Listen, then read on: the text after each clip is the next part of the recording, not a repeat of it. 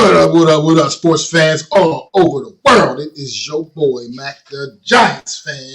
I'm here with my guys, the Horsemen, Zion Zenith, Adam Costas, and y'all know the one, the only NYG Jeffy T standing right here in the corner, shining that light ever so brightly. This is the Premium Takes Podcast. Let's go!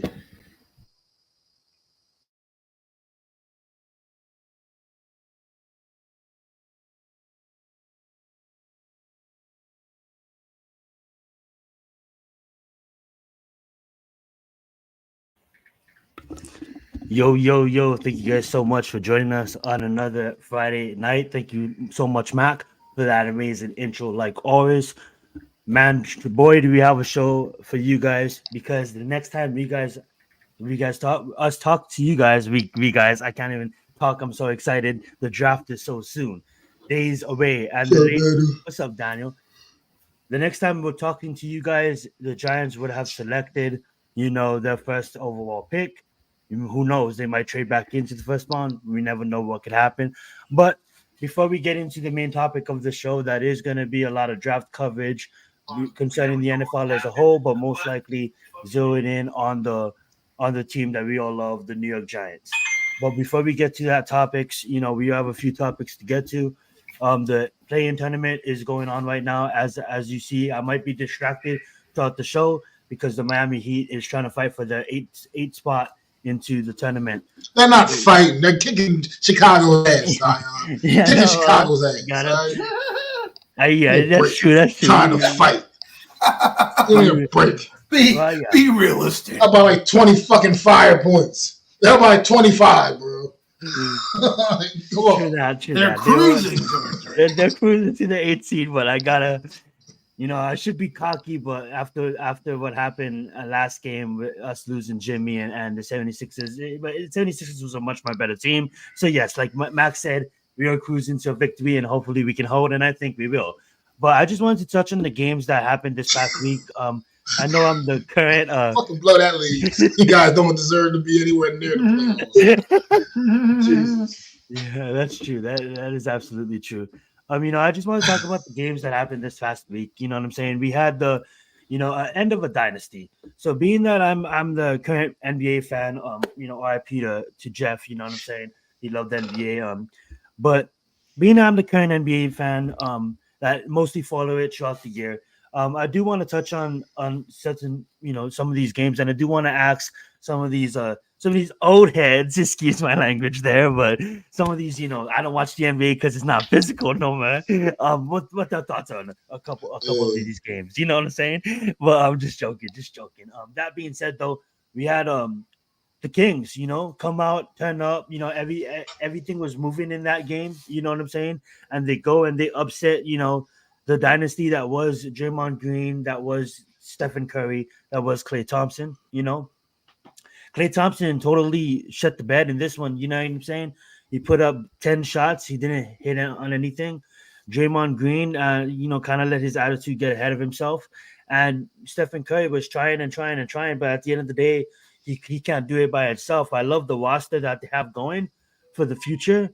For the future of Golden State. But when you talk about the big three, the dynasty that has won 4 championships, it seems that they're in their end. This was probably the last game of all 3 of them being together. So before we get to the earlier game with Zion versus LeBron, I do want to ask the boys, what did the Warriors kind of mean to this future, this nowadays NBA, what they was able to accomplish, and what you guys thoughts on the dynasty, the big three coming to the end with Steph, Klay, and Green, because Klay Thompson is probably going to be looking for another contract elsewhere, because I don't think Golden State is going to pick him up, and if they do pick him up, it's going to be on the damn cheap, because he's not the Klay Thompson as old. But that being said, I'm gonna open up the mic to you guys. I'm gonna let Matt go first, Adam go second. Once you guys touch on this game, we'll move on to that Lakers versus Pelicans matchup. It was fun while it lasted, but all good things come to an end. I mean, it just is what it is. After a while, Jordan stopped winning titles too. That's just the way the cookie crumbles, man. it's not going to go on forever, man. Everybody else is going to keep trying to do what they got to do to catch up, and the league finally caught up. It took a little while, but the league did finally catch up. But they had a nice dominant run. They definitely, controlled some things, especially out west and in the whole damn NBA for quite some years, man. But it's time to shake some things up. It's time to make some changes, and it's time for them to reload and fire. How are they going to do it? I mean, like you said, Klay Thompson ain't the same guy he used to be, man. They're no longer the Splash Brothers. They're more like the, I don't even know what to call them anymore. It's just not. It don't hit the same no more. But we'll see what they do. I'm pretty sure Steph Curry somehow he'll probably stick around, and they'll try to maybe build something else around him, and maybe try to make another run. But we'll see where they go from here, man. But I mean, it's just end of an era, It's just guys get older, start getting beat up a little bit, and things just ain't quite the same, man. People get more tape they get on you. People start figuring out ways to slow you down and stop you. So yeah, it was fun. The Warriors, they were dominant. Like I said, they did their thing. They were definitely our modern day dynasty here in the NBA, but it's definitely clearly over with the Kings putting them out of their misery the other night. And the Warriors will not even have a chance to compete for a title this year. So, c'est la vie, man. It is what it is. Big men need to bang in the paint, by the way. That's what my problem with the NBA is. I want to see these big. I hate seeing these big 7-foot motherfuckers standing out behind the 3-point line trying to hit J's and shit. Get in the goddamn paint and bang. Nobody got good post-up moves no more. They don't even exist. This shit's crazy, man. It's just ridiculous. The NBA, I don't know what I'm looking at. I'm just looking at a bunch of finesse fucking players. I want to see the old school Bill Laimbeer and Charles and Charles Oakley type guys, intimidators in the paint, enforcers. You don't have that no more in this league, man. So it's just, I don't know. It just is what it is. I just don't get much joy in watching it anymore. So, but peace out, Warriors, man. I'm sure y'all figure it out. Absolutely. Deuces to the Warriors. You guys won a lot. We can't, let someone else, man. Go right ahead, Adam. I think the interesting part about this team is that they were a dynasty, right? It's not my brand of basketball. I grew up with Jordan, Kobe, wing players, a little bit more physicality in the paint, a little bit more triangle offense, a little bit more sophistication to the game, right? But the Splash Brothers, as I like to call, kind of ushered in an era, which I think they're going to start to slowly go back to. But they ushered in a new era of the three-point era. If you were to put this era of time frame on the basketball, it'd be the three-point era, right? Because Steph Curry, a guy like him, and Mac knows, would not survive in the 90s, the 80s, when they were actually physical and could take you out. Like a guy like Steph Curry, Bill Laimbeer would have put an elbow in his chest and say, take that three-point shot again and see what happens to you. Charles Oakley would have made that kid hit the floor and made him think twice about coming down the lane. But because we have the three-point era, right, where everything's open now, they did their thing. Guys like Steph Curry never really won championships. They weren't the focal point of offenses. They were bit players. You bring in the Steve Kerr of the world. He comes in off the bench, shoots a three, right? Steph Curry, while he does a lot of things, he's not very good defensively. He's not a huge defensive player.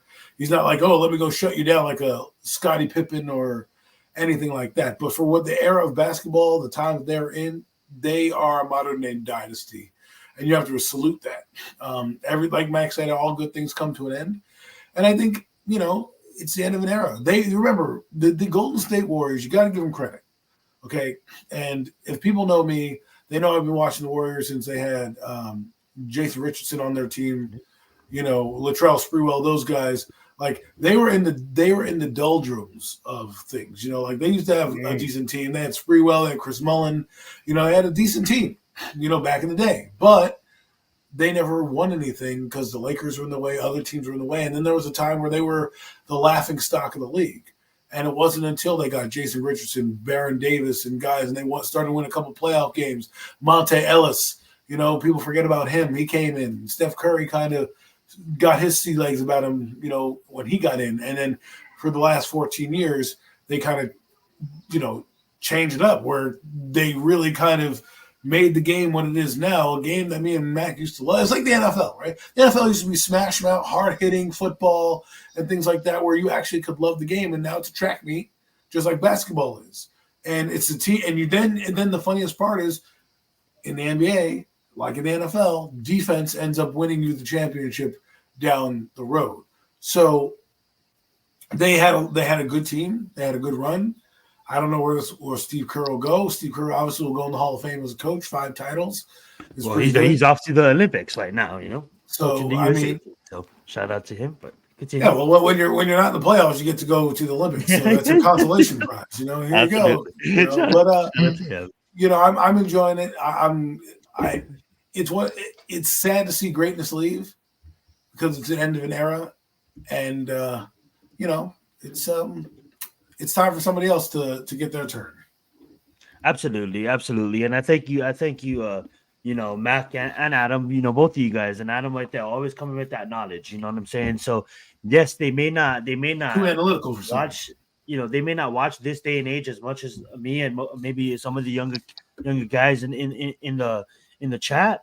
But at the end of the day, they always come with that knowledge. Shout out to Tudo. Massive salutes to you too. Always tuning in, always showing love on Friday night. So thank you so much for being here. We had Namir pop in too. So thank you, Namir, for pulling up as well. We had Raphael in the building as well too. So talking about old heads and talking about physical, I loved seeing that out of the first game. We're gonna move on with NBA after this topic. But that being said, guys, I do want to say this real fast. The physicality we've seen out of LeBron James at his age, in that game against the Pelicans, was absolutely fun to watch. You see him out there and, his gray beard, still trying to get physical with a more physical Zion that is just entering, in his prime, becoming himself, starting to get his man body, kind of like Giannis did. You know what I'm saying? We kind of see Zion out there being more physical, out there, like you guys said, yes, they have McCollum. Yes, they have Ingram coming off injury, but, they have other people that can shoot threes. When you think about the Pelicans, there's a team that is going to feed Zion, and Zion's going to drive up into the paint and try to dunk it in the hoop. And no matter who you are, get the fuck out of the way. Okay? But LeBron James being LeBron James and his ego, having a fucking night himself, you know what I'm saying? Staying in there, trying to take it, trying to be physical as Zion. But at the end of the day, the Lakers did win. That's a debate for another day because that Jordan and that LeBron debate is still gonna be fired. That's why to end that debate, I like to say Jordan's the best of his generation and LeBron is the best from his generation. But GOAT James, absolutely GOAT Jordan as well. But that being said, Zion did get hurt at the end of the game, and it was really sad to see because when you have this young up and coming in Zion, the big time prospect out of Duke, finally coming into himself and taking on King James, it was fun to see. And then for the last 2 minutes, this guy goes and gets hurt and walks to the locker room, and the Lakers come out and win the game. And it's just sad the way the game ended. But I'm just happy that we see LeBron James still fighting, obviously to get rewarded with playing the Nuggets. You know what I'm saying? And that's a good point, no man. That's a good point. Talking about him and Brady, and to that point, LeBron James did. We're not gonna start a debate here because I know how my co-host Adam feels about Jordan, and I don't want to take too much time on this subject. But I will say that LeBron James did come into the league with some old heads and did outlive some generations as well. But we digress. That being said, guys, we are gonna move on. We are gonna touch on a few things before we get into just real quick. I want to hit him all right quick with this. I might be a little biased, I might be a little bit biased in this decision, but Jalen Brunson, the things he's done with that New York Knicks basketball team, man, are pretty special. And so I think he should definitely get strong consideration for the award at the very least, man. I mean, he's been doing some really special things. Made his first All-Star team this year, which is well deserved. My guy, Jalen Brunson, man, big Villanova fan. Unfortunately, like I said, I don't follow the NBA as much as I used to back in the day, but I know he's been doing some really special things for that New York Knicks basketball team. It's got them up there as number 2 seed in the East Coast, the Eastern Conference right now. Welcome back, New York Knicks. He's definitely been Yeah, definitely. Definitely been the leader of that, man. Villanova Knicks, man, they balling right now, man. You know, the Sixers gonna have their hands full. So I knew when Thibodeau got hired, the Knicks were going to turn it around because he turns it around everywhere he goes. It took a little while for them to get their team, buy into a system, flirting with the playoffs, guys getting injured, but now they've got it. And now they've found the formula. I'm not saying they're going to win a championship, but Tom Thibodeau needs to get credit because he's a guy that when he came in, I was like, okay, James Dolan, now he's serious about basketball. Because, Thibodeau had that Chicago Bulls team in the finals with Derrick Rose. Okay. And he had some good teams with the Chicago Bulls for a while until they let him go.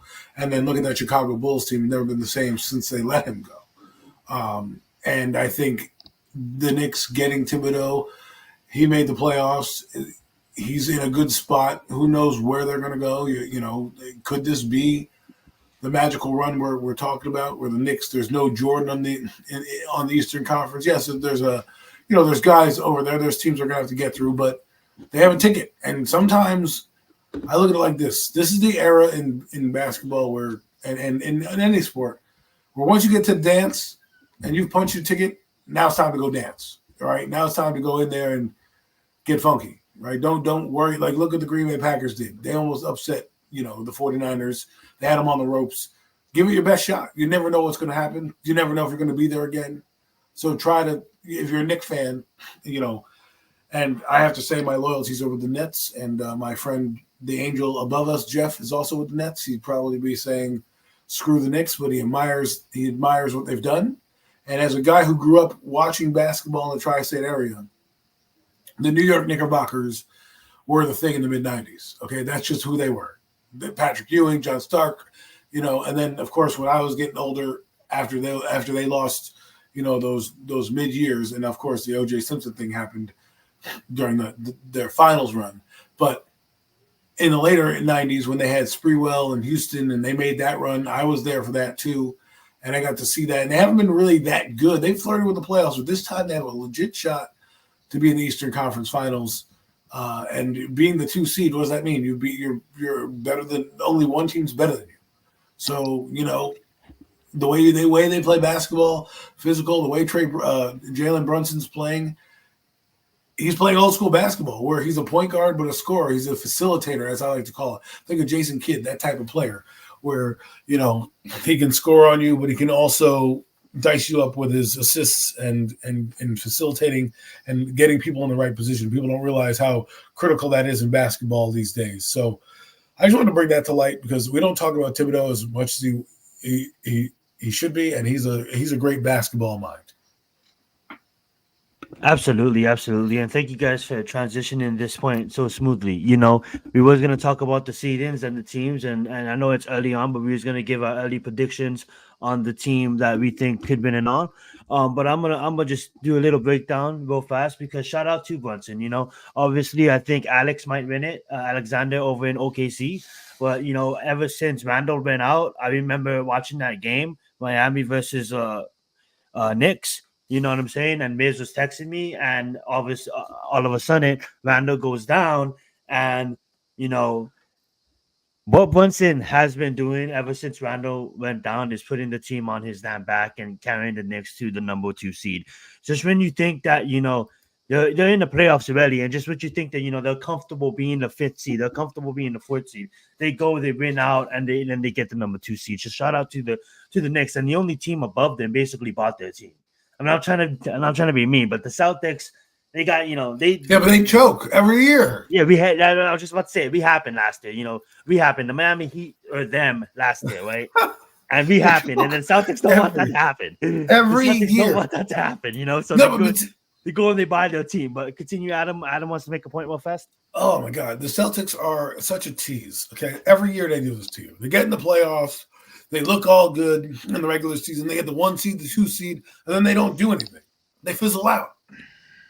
And it's like that's why if you're a Knicks fan, you have a chance because the moments for guys like Jason Tatum, sometimes they get too big and you can get in his head. And if he has a bad shooting night, it ruins his whole series. And if he doesn't score, like they can have Jaylen Brown score 40 points and lose, but if Tatum goes off for like 25, they're going to win. Right? It's when he's having this bad shooting night, and he really needs to become the superstar that we hope he is, because they're building a team around him. They have two good guards. Okay, they should have a championship already under their belt. They don't. They've already switched coaches from Bradley Stevens to another guy. I forgot who they got rid of, and then they have this coach they have now. Right? So they've been all over the gamut. So I can't trust the Celtics in the playoffs. I just can't. And honestly, they've been absolutely tearing up this whole season. They have to go against your point, but then I'm gonna come back and agree with you.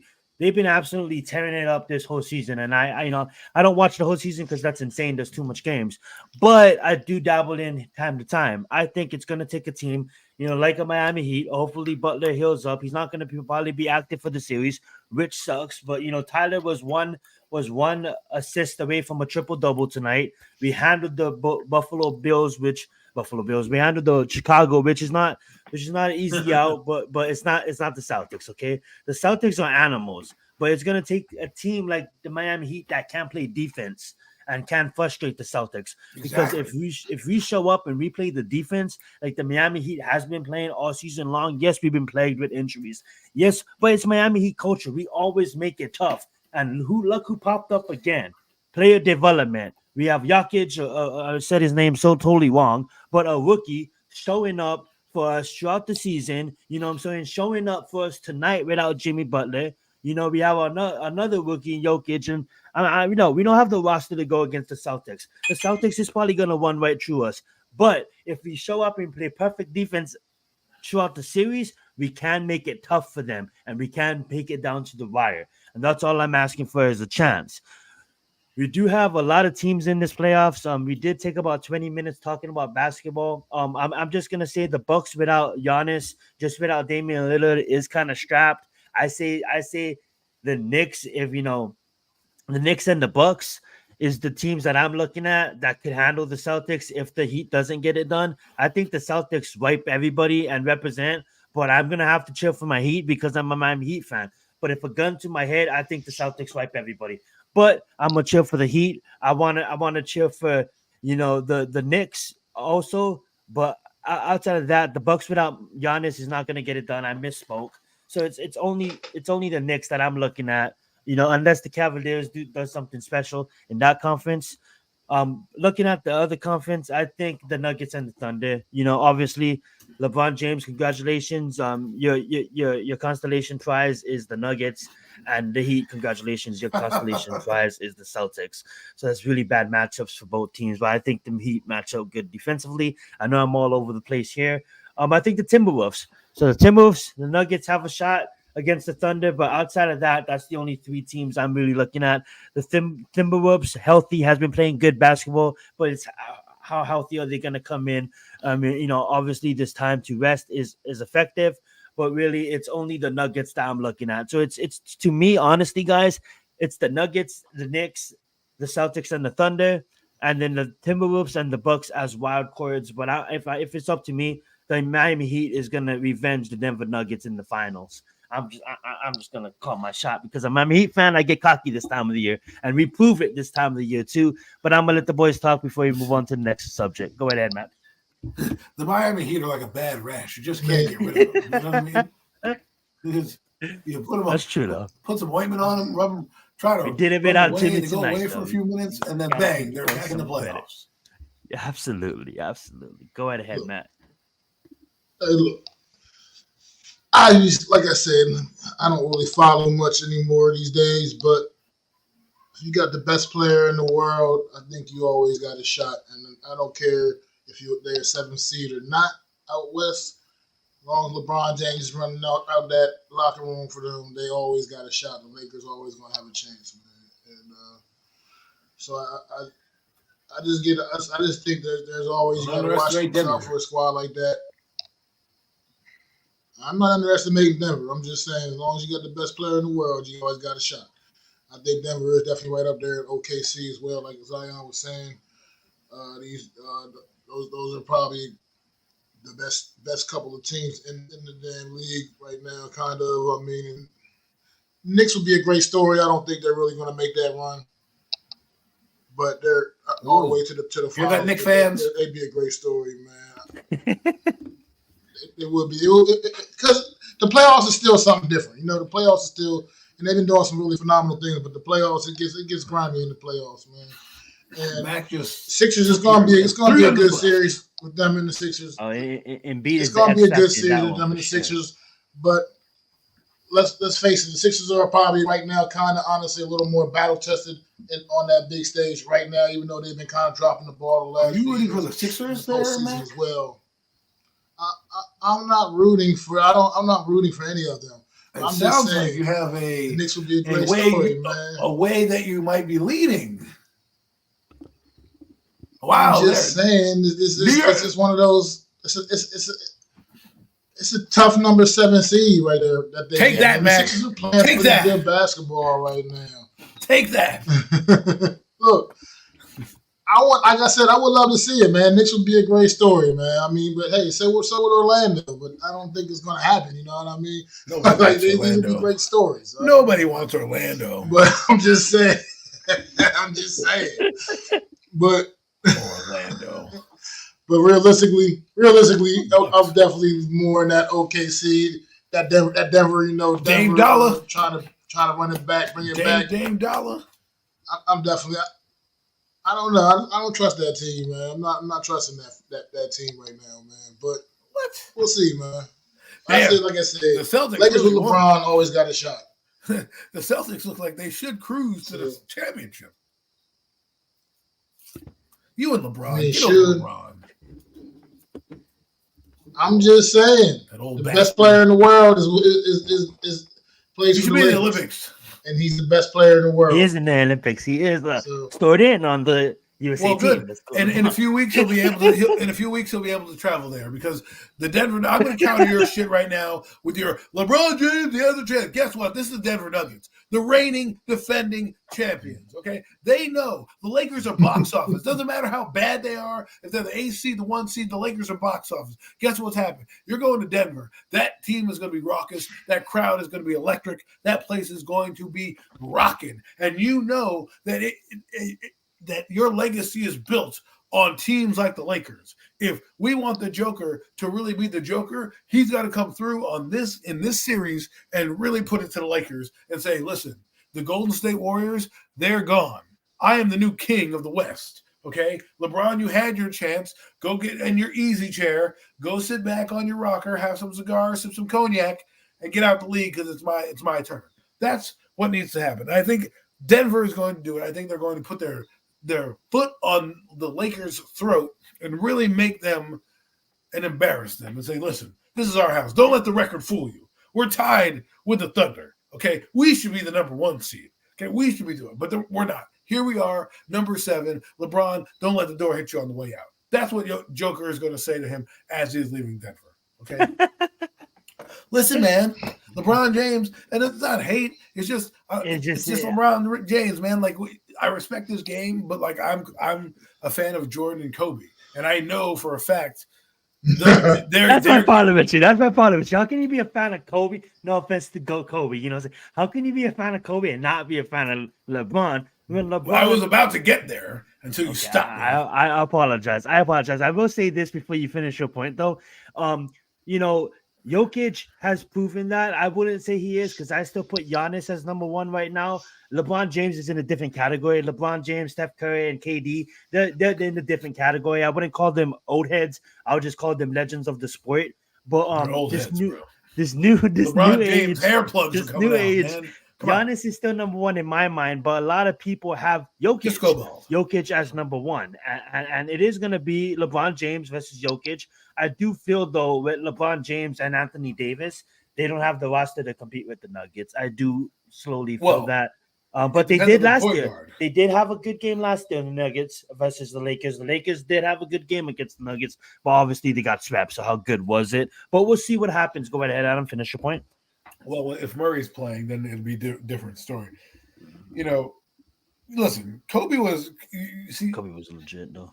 Kobe, you don't get the name Black Mamba for being you know. He is. Mets right on that. LeBron is playing through generations. Like there's a player like But I remember one highlight when you don't understand. like you played with my dad. You understand.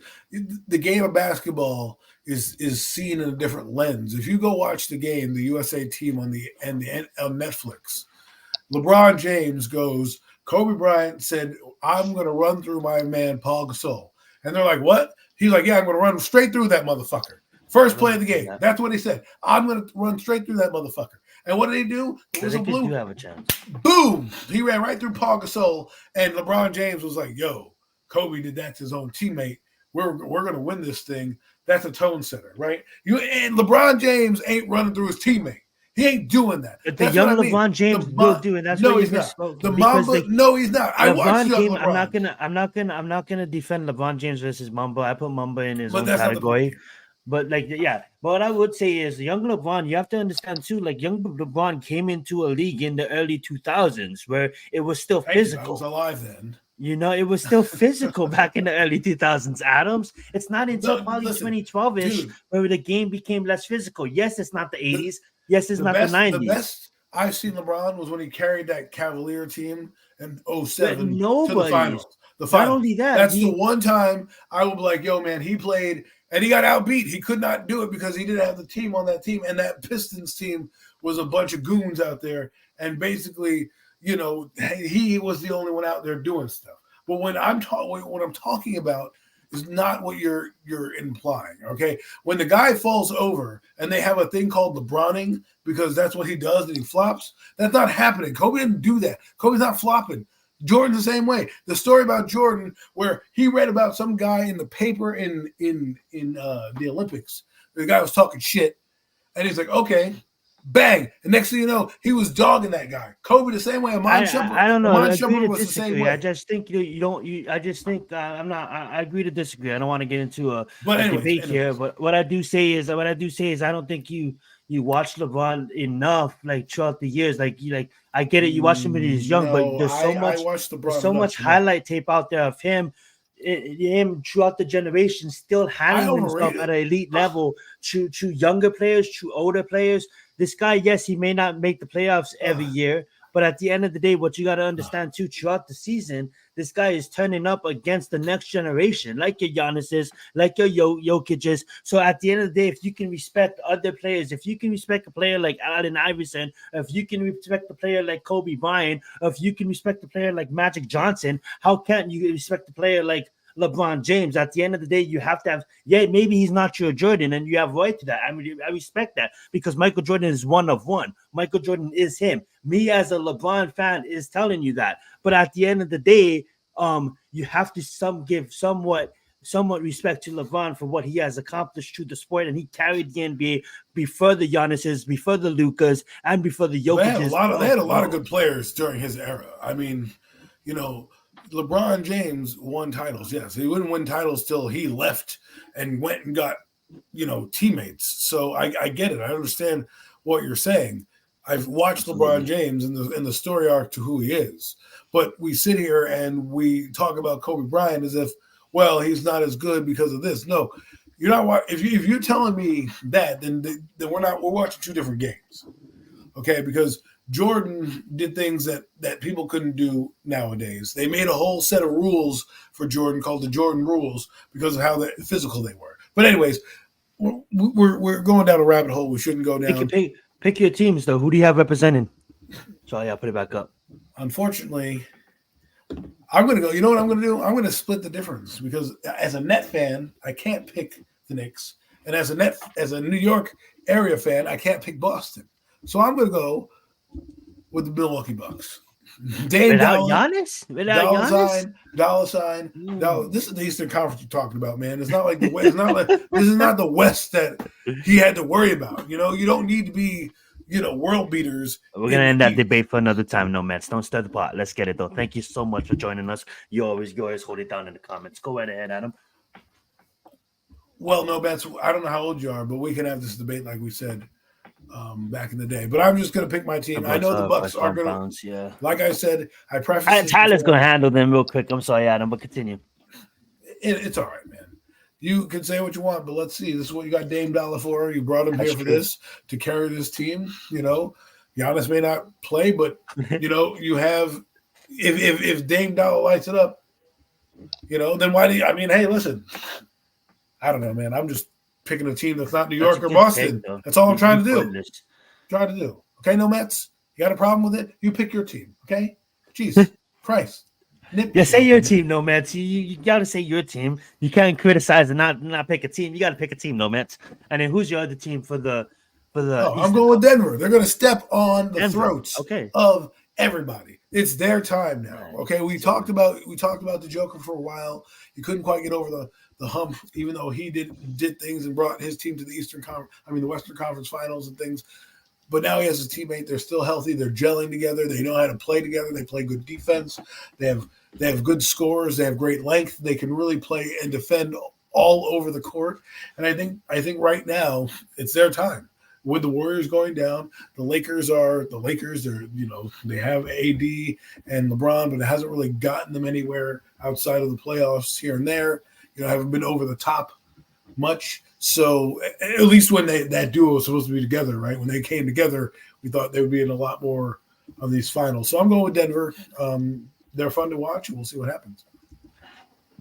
Absolutely. Good stuff, Adam. Good stuff. All right, guys, we're gonna rapid fire through these next topics to then make it to our main topic of the show. But our next topic tonight is we're just gonna touch on this real fast. The WNBA, has a draft has happened this past week, and there has been a player in Caitlin Clark, you know what I'm saying, that has been electrifying if you do watch college basketball, women's college basketball, that is. And then another one that's been, kind of in the news, at least in my feeds, with Angel Reese out of LSU. So we had Angel Reese going at 7. We had Caitlin Clark going at 1. I don't watch the, NCAA. So at the end of the day, I don't really know who these players are. But Caitlin Clark stood out to me. And Angel reached out to me. Angel, just based off of her attitude. She was always, like a shit talker, on the court, kind of calling her shots. You see her like emotions, you know what I'm saying? She's, caught up in the news for some other bullshit, but we're not going to get into that. And, obviously the first round pick, the first pick overall in Caitlin, coming in, obviously over 3,000 points at Iowa, school records all over the boards, you know what I'm saying? And also, she is I turned it on, I turned on the TV to see them go against that undefeated South Carolina bunch that they played this past NCAA tournament for the final game. And what I seen was a girl that literally runs up to like the 4-point line, which is no such thing, but there's like a 4-point line in the big 3. So just like 2 feet away from the 3-point line and just drop it in like Steph Curry. And she is just something great, you know what I'm saying? Obviously, no Mets follow. He says Cameron Break, you know what I'm saying? Goes to Los Angeles Sparks. But that being said, guys, I know you guys probably don't follow the WNBA. Nope. Don't care not much about the draft. But any player on here, like Caitlin Clark, like a Cameron Break, or maybe like an Angel that you guys want to talk about real fast before you move on to the next subject. Go ahead, Mac. Just congratulations to the young ladies. Just say congratulations to the young ladies. Caitlin Clark had a dominant season. She had an impressive tournament run. I mean, did some amazing things against some really good teams. Ran to a buzzsaw. The South Carolina Lady Gamecocks team. That team is a ball of fire, man, and they just ran into that machine. Caitlin Clark did everything she could do. It was definitely no lack of effort from her by no means. Just that the rest of the team couldn't do their part, and the South Carolina Gamecocks got the job done. But Caitlin Clark definitely deserved to be the number 1 overall pick. Indiana Fever's getting a player, man. And they introduced her the other day, as a matter of fact, over there at her press conference. So she's gonna move on and do some bigger and better things in the WNBA, man. Just congratulations to them. Like you said, Angel Reese, her and the other young lady got drafted by Chicago. They're trying to get big that over there in Chicago. Like they're trying to make some moves there, do some things there. They dominate the paint. So it looks like they're trying that their mission is with their draft picks, with their selections to two of the taller, bigger, more physical females in this draft. So I don't really know much about WNBA, but on paper, man, like some of these teams made some really strong moves. And congratulations to the young ladies moving on to the next level. Nicely, well said, well said. Adam, you want to touch on this real fast before you move on? I mean, the WNBA is coming around a little bit.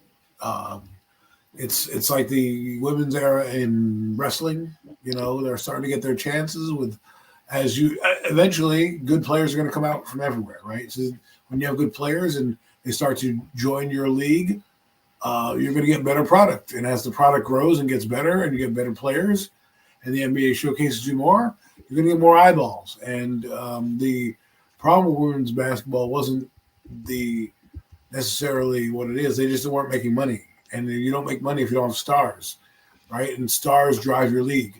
And if they had Diana Taurasi and you know, Rebecca Lobo and Lisa Leslie and all those people when they came out, Cheryl Swoops, all those people at the beginning, you know, and there were some girls across the way who have done some good things. But now when you have the draft so publicized, their salary getting publicized, the fact that she had a good tournament, now people know who she is. Now she's going into the WNBA. It only helps the WNBA grow as a sport. It's not something I put on in the background. It's just me. But it's good to see that they're growing their game. Well said. We have the Kings tipped off against the New Orleans Pelicans. We have Sabonis with Fox, you know, playing against McCollum and, you know, Ingram and the boys. That being said, Zion Williams did obviously not start this game, but we're gonna move on, guys. Thank you for your topics and your opinions on the WNBA. I'm gonna just cover this real fast. It should only take about a minute unless you guys want to say something. But we have the Team USA announced. You know what I'm saying? The other day we have Bam, Devin Booker, Steph Curry. Congratulations to him. You know, so obviously coming off of the end of the Big Three, he meets his coach, and now he's gonna lead the Team USA in the Olympics. So good luck on them. You have Anthony Davis, Kevin Durant. You know, Ant showing some love, you know what I'm saying? Joel Embiid, Tyrese, Drew Holiday, LeBron James, Kyrie Leonard, and Jason Tatum.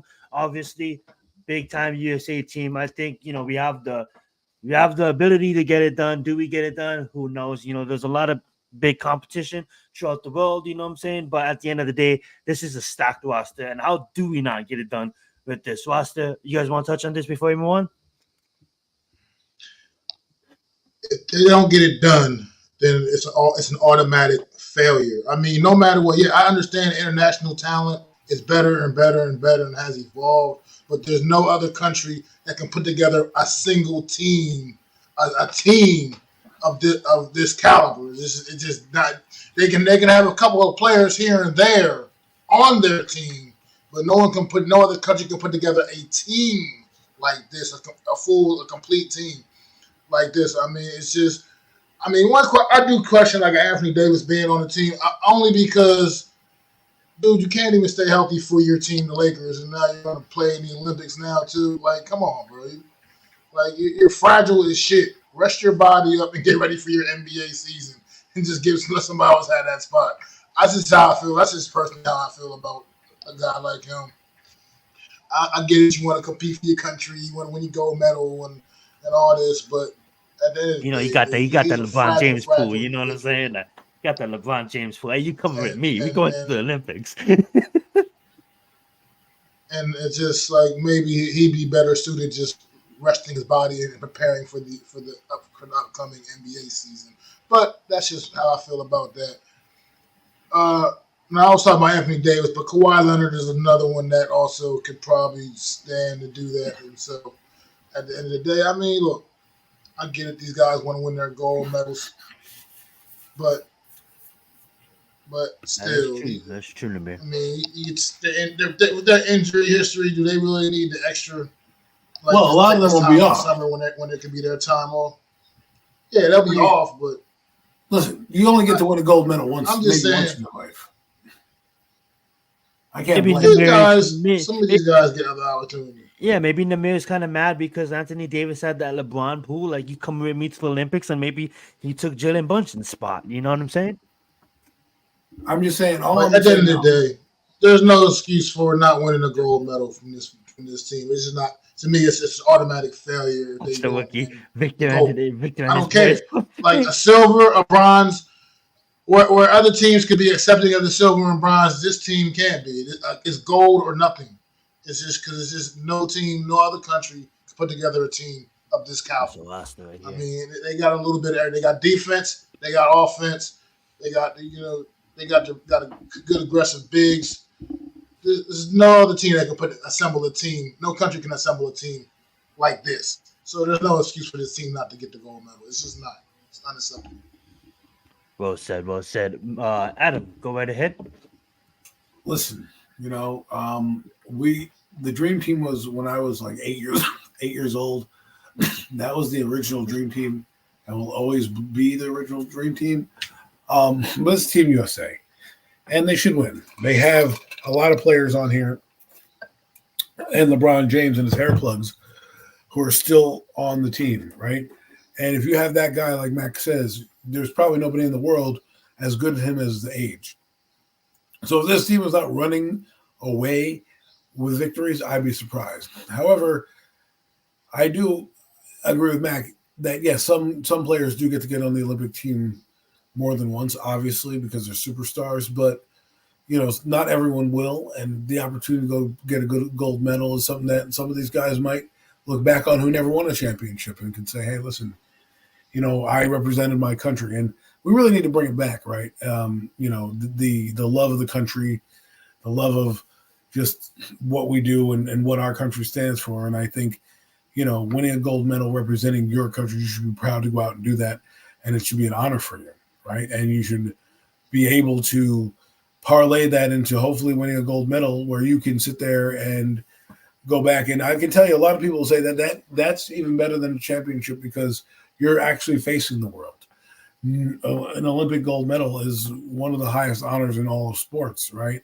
There's nothing higher than it. It's a gold medal. And I think, guys who haven't won a championship can learn a lot and be a part of something and have your name etched in the annals of history for years to come. And, go get your gold medal. Go do it. Represent USA the way it needs to be represented.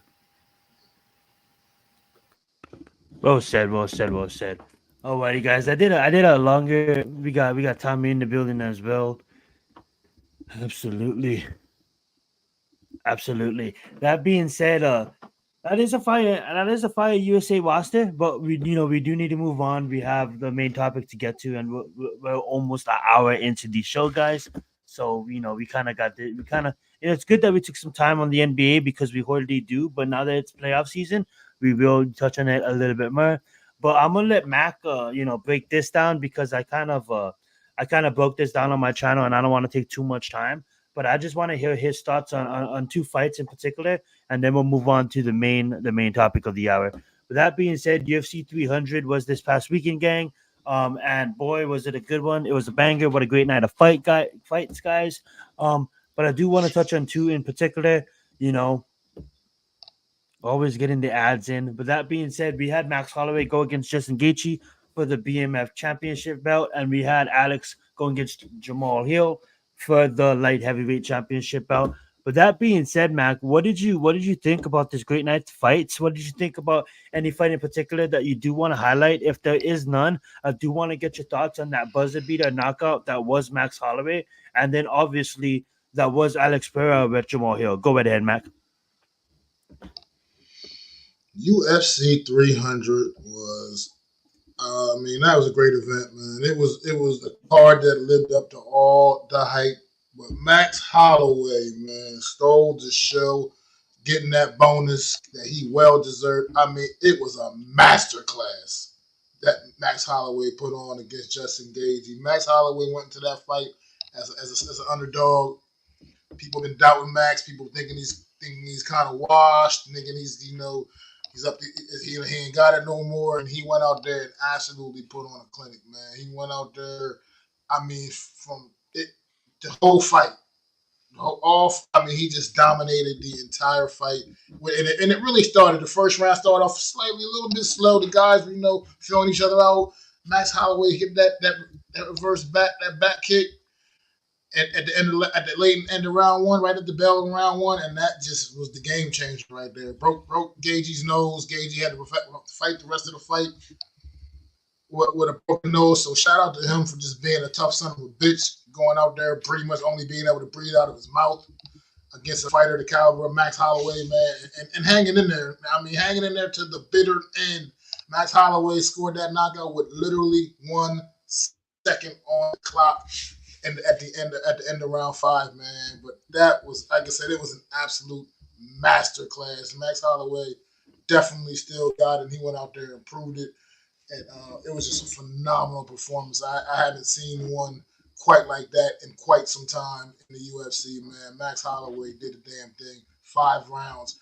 Just literally beating the shit out of Justin Gaethje every way possible. I mean, Gaethje really was only able to get those leg kicks off. Pretty much all the offense he was able to muster was in those leg kicks, man. And other than that, Max Holloway just did the damn thing. As far as the main event, Pereira and Hill, man. Hill talked a lot of shit, bro. He talked a lot of shit building up to this fight, man. And it just didn't work out for you, man. Pereira went out there and showed you why, indeed, he is the champ right now, man. Look, I understand you didn't lose your title technically, Hill, but at the end of the day, man, you had to relinquish that belt. Pereira is the champion now, and he shows you exactly why he's the champion now. Scoring that first round KO. Didn't let all your head games affect him. He went right out there. He was focused, laser focused, and he got it done, man. And he got it done. Yeah, I mean, I didn't think Hill was going to win. I didn't think he was going to get knocked out in the first round either. But that was just something crazy to see. And I'm actually that worked out that night because that UFC card had 3 5-round fights on there, and it was going until about 1:30 over East Coast time anyway. So it was time. I need that show to kind of wrap up because I was getting a little tired. Thank you for figuring out for you. I can't say get some sleep, Thanks, getting them out of there, man. But also the ladies, man. Mm-hmm. Wei Lee that was a great performance by Wei Lee, and Jean Zab, I don't know how to say her name, but we just call her Jan. She was another little tough. Yeah, Jan, a little tough chick, man. She was a little tough chick, man. She went out there and she stood toe to toe with Wei Lee, man, and that was an impressive performance as well. But shout out to Wei Lee, man, handling her business and getting the job done as well, man. But it was a great card, top to bottom, man. Even some of the undercard fights from earlier in the evening, the preliminary fights, man, a lot of great fights on that UFC card, man. There was one in particular I wanted to touch on real quick. Let me where the hell I can find? Was it this one? Yeah, Bobby Green and Jim Miller, man. I don't know how the referee didn't stop that fight. That Jim Miller, man. Jim Miller was a bloody mess. I mean, he had his face looked like raw hamburger meat. I don't know how the ref didn't stop that, but at the end of the day, he hung in there all the way to the end, to the last bell, lost on decision. But that was one of those great fights on the preliminary card, man. That was awesome, man. But like I said, the main card stacked top to bottom. It was a great show. Great day of fights over there for UFC 300, man. They showed up and they showed out, man. It was one hell of a show, man. If you ain't seen it, check the replay out, man. Like I said, that Holloway Gaethje fight is worth the price of admission, man. That's how you put on the show for the audience, man. Yeah, right there, man. Right there, that dude. I don't know how that fight was able to continue with my man, with him looking like that. It's unbelievable, man. But I mean, what the call was going for too, man. He was going for. He was trying to finish him. He just couldn't quite get it, man. He just couldn't quite get it. But he got the W, regardless, nonetheless. But yeah, it was a great night of fights, man. UFC 300 was definitely the shit, man. If you haven't, definitely check it out, man. One of the probably best pay-per-views in some time from the UFC overall, top to bottom, man. The only one really truly lopsided fight, or Holloway's fight ended up being pretty lopsided too. But other than that, the rest of the card was pretty, The first fight was kind of lopsided. My man dominated that first fight. He was also a huge favorite. So, but other than that, great card, great night of fights. The women performed, the guys performed. Like I said, that Holloway Gagey fight, God, you guys just check that out. Like I said, that knockout right with 1 second left, that was just epic.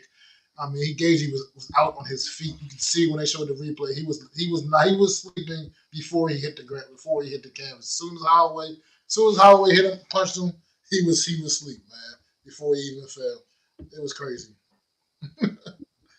Yeah, and absolutely, to be up 4-1 and still have the energy and have the ability to be like, here, come meet me in the center of the canvas right here, and then swing to try to get a knockout and actually getting a knockout in the buzzer beater. That was absolutely amazing. And to Alex saying, hey, hold her Bean, hold on, I got this, after getting kicked low, and then to go out there and then drop Jamal Hill with that amazing uppercut. But thank you so much.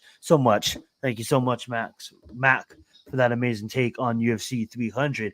As we move on, guys, to our main topic of the evening, the NFL draft is less than a week away. It's only 6 days, 7 days away. And a lot has been talked about. But this is the premium takes where we're gonna probably take the next 45 minutes or hour and kind of cover it. In entirely what we really want to do. There's been a lot of talks lately about the Giants going wide receiver, going quarterback. There's been like a alliance with wide receivers, alliance with quarterback lovers. At the end of the day, we're all Giants fans, guys, and we're a fan of the Shield before anything, and I'm a fan of this team before anything. I know Adam usually likes to start off the shows this past 2 weeks of giving, we like to give him the mic for 20 minutes because, I hardly look at these kind of stuff. I should be doing it more, but with just my job schedule and everything kind of up in the air, I haven't got a chance to. But that being said, I kind of rely on Alex, kind of rely on Adam to kind of keep me in the loops on what's been going on Twitter Spaces. So over the past 2 weeks, we kind of like to let Adam have his moment and kind of talk for 20 minutes. So we are going to do that soon. And we're going to open up this segment with that. But before we do that, I want Mac to say a few words, and I want to say a few words. And Mac, if you want to say a few words after too, I would like to say, there's been a lot of talk about like us taking a wide receiver at 6, which I totally understand. And, I understand the concept of that, of us wanting to build a team and us want to, have everything right for the next quarterback. And that's absolutely facts. But, what I don't like lately in the Giants community, it's been so much knocking people that want to go quarterback, which I don't really understand because I've been one of those people. And when I really look at the quarterbacks that we do have in this draft, I do believe that, we have 6 quarterbacks that is better than Daniel Jones when Daniel Jones came out as a prospect. And if you really look at it this way, why does these 6 quarterbacks have to be compared to Patrick Mahomes? There's been a lot of talks of people who want receivers comparing the next bunch to like they have to be Patrick Mahomes. Aren't you guys tired of picking offensive line that doesn't really pan out? Aren't you guys tired of getting wide receivers in here that doesn't work out? Injured all the fucking time. So what happens in week 1 when Daniel Jones does get injured, and then we have Drew Lock for the rest of the season? What do you guys want to accomplish next season? So my people that have been bashing us for wanting a quarterback, what do you guys want to accomplish next season? Are we going to be Patrick Mahomes in the Super Bowl? Are we going to beat him in the Super Bowl? No, we're absolutely not. Are we going to go to the playoffs? We're going to compete in the playoffs? No, absolutely not. We're going to get eliminated in the first round. Okay? With the quarterbacks we do have on this roster. So we make it to the playoffs, right? We get eliminated first round. And you guys want to go fishing for a fucking quarterback like they're going to be there. Well, we can always move the future. We can always trade the future. We can always move up and get your quarterback. No. Why would we look that far when there's 6 quarterbacks right here in this draft that literally you can take? And maybe I don't want them to just take a quarterback, but that seems to be the narrative that these people have been plugging me into this group of people that want to take a quarterback. And that's absolutely wrong. I don't care if you take a fucking quarterback and he sits the whole fucking year. At least he's on roster when your T. Higgins becomes available as a free agent if he doesn't get traded. When your Brian Ayuk becomes available as a free agent if he doesn't get traded.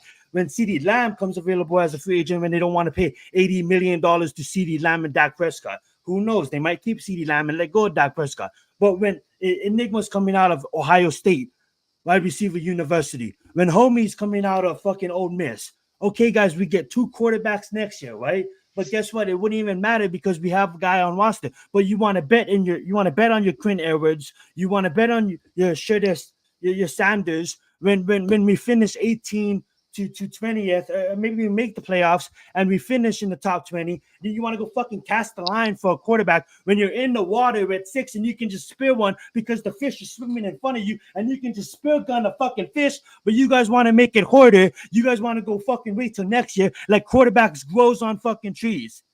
Okay, last time I checked, Daniel Jones is 17-19 as a fucking starter as Duke. Why don't we talk about that? Why are we comparing these rookies to fucking Patrick Mahomes? You know what Bengals fans are happy about? You know what Buffalo fans are happy about? You know what Baltimore fans are happy about? The future, being in the playoffs every fucking year and having a chance. As a Miami Heat fan, I'm fucking cocky as shit. I know we have a chance in the playoffs. I know it. That's a Miami Heat fan. I know we do. That's a Buffalo fan with Josh Allen. That's a Cincinnati fan with Joe Burrow. That's a Ravens fan with Lamar Jackson. Guess what, motherfuckers? That's a Houston fan now with CJ. Okay? So all this talks about you have to be the next Patrick Mahomes to get drafted by the New York Giants is absolutely bullshit. We don't know football because we want to draft a quarterback is absolutely bullshit. You know, it's absolutely bullshit. Rainbows and sunshines. Hyping up the fucking fan base for a quarterback named Daniel Jones that's clearly can't fucking play the game of football, should be a backup or go to the UFL because you're 17-19 at Duke before you even entered this fucking league, before you even fucking played top level schools. Who did he play at Duke? Maybe did he have a game against Alabama? Maybe. Okay, that's one. Who else? You guys like make Dukies out here beating fucking top schools, but yet you want to compare these fucking quarterbacks to Patrick Mahomes? Yet compare him to Daniel Jones. They're better prospect right now. Give fucking Bo Nix, the worst one on that fucking list. Give Bo Nix 6 fucking years. Do the stat comparison. No stat comparison. Look at Daniel Jones' numbers. And the worst thing about it is I was a Daniel Jones believer. I was a Daniel Jones supporter. 4 years into it, I was riding his ass. Get this man a receiver. Get this man an offensive line. And guess what? We tried over and over and over again. But yet these guys are cutting in fucking Daniel Jones like they gave birth to this motherfucker. Like that's their kid. Like they're so fucking hypnotized, like they're in a casino, like Percy Jackson. They're hypnotized by the Giants being so fucking bad. Excuse my French, because I'm heated. They're so hypnotized by the Giants being so bad that everything needs to be fucking perfect for a 6th-round fucking pick. Guess what, motherfuckers? We don't got Barkley. So when Neighbors is getting fucking double coveraged, okay, and Daniel Jones can't fucking see him, or even though he can't see him, maybe he's eyeing down Slayton, or maybe he's eyeing down Hyatt. Maybe he's fucking doesn't see him. Because his ability to process is so fucking bad that you guys don't even fucking realize it because you're cuddling Daniel Jones like a baby. And they're like, oh, we're not fans of Daniel Jones. We could just get a quarterback next year. We could just get a quarterback next year. You know where you can get a quarterback in every single draft? A wide receiver. Look at the history. You can get a wide receiver in every single draft. And in this draft, we're deep at wide receiver. We're deep at offensive line. But at the end of the day, we want to go wide receiver because the Malik Neighbors is him. The Malik Neighbors has played against top colleges every single game out. Every single game out, this guy played against top colleges, right? LSU schedule against the elite of the elite cornerbacks, huh? This guy's going to come in and produce 100 yards every fucking game, huh? When you can get another fucking not as good, but a pretty good receiver that can play X in the 2nd fucking round. But yeah, you guys colored in Malik Neighbors like you guys fucking gave birth to him. You guys are colored in Daniel Jones like you gave birth to him, or we can get Daniel Jones next year. Get rid of him next year. When this quarterback draft this year is so deep, but we want to wait next year. We want to wait next year because some magical quarterback is going to move up, and the Giants are going to have the opportunity to get him. Fuck the future. Why are we worrying about the future? The future is now. Get your damn quarterback right now this year. And I'm not saying get your quarterback and make him fucking start the whole season. I'm just saying get your quarterback because it's a quarterback draft. Let him sit the whole season. Let him compete against Daniel Jones. But I'm sorry, Adam, to take fucking up most of your rant.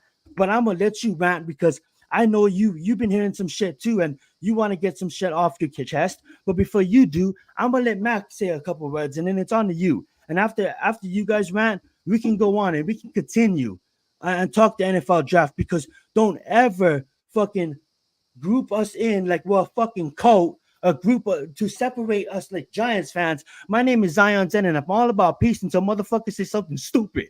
The motherfuckers say that if we want a quarterback, so we unintelligent. So them motherfuckers that want a wide receiver saying everybody that wants a quarterback for the New York Giants is unintelligent.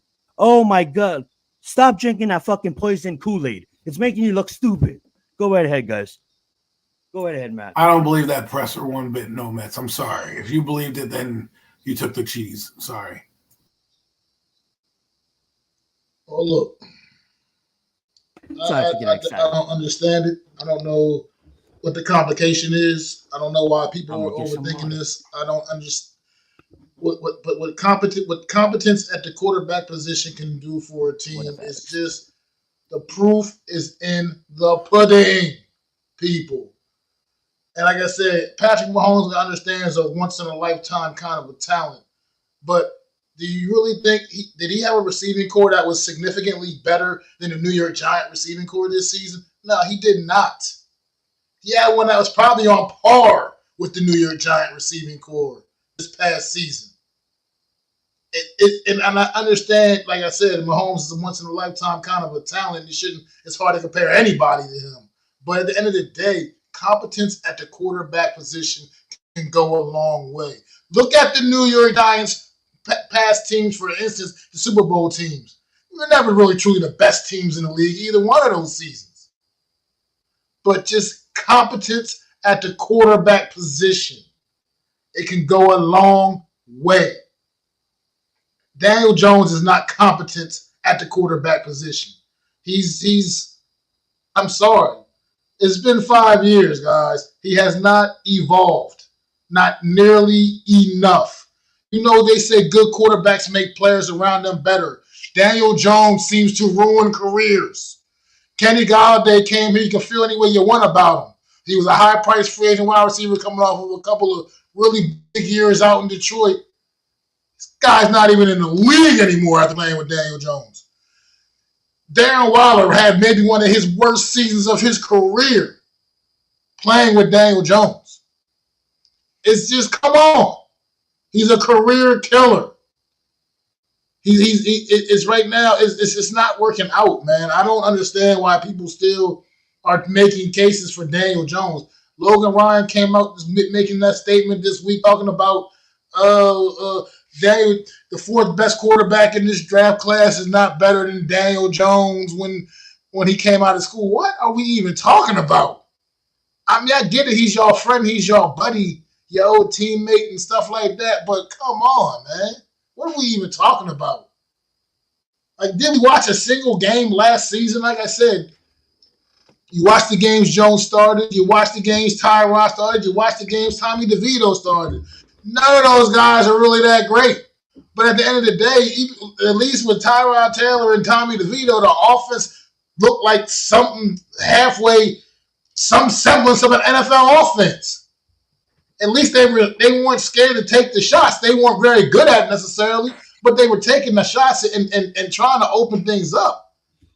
It's just, it's crazy for me, the fact that people are still defending the mediocrity of Daniel Jones and still making these excuses like, well, he needs this receiver. He needs a big-time receiver. So what? So he can just waste them away? Because that's what he proves to do. It's a waste at this point.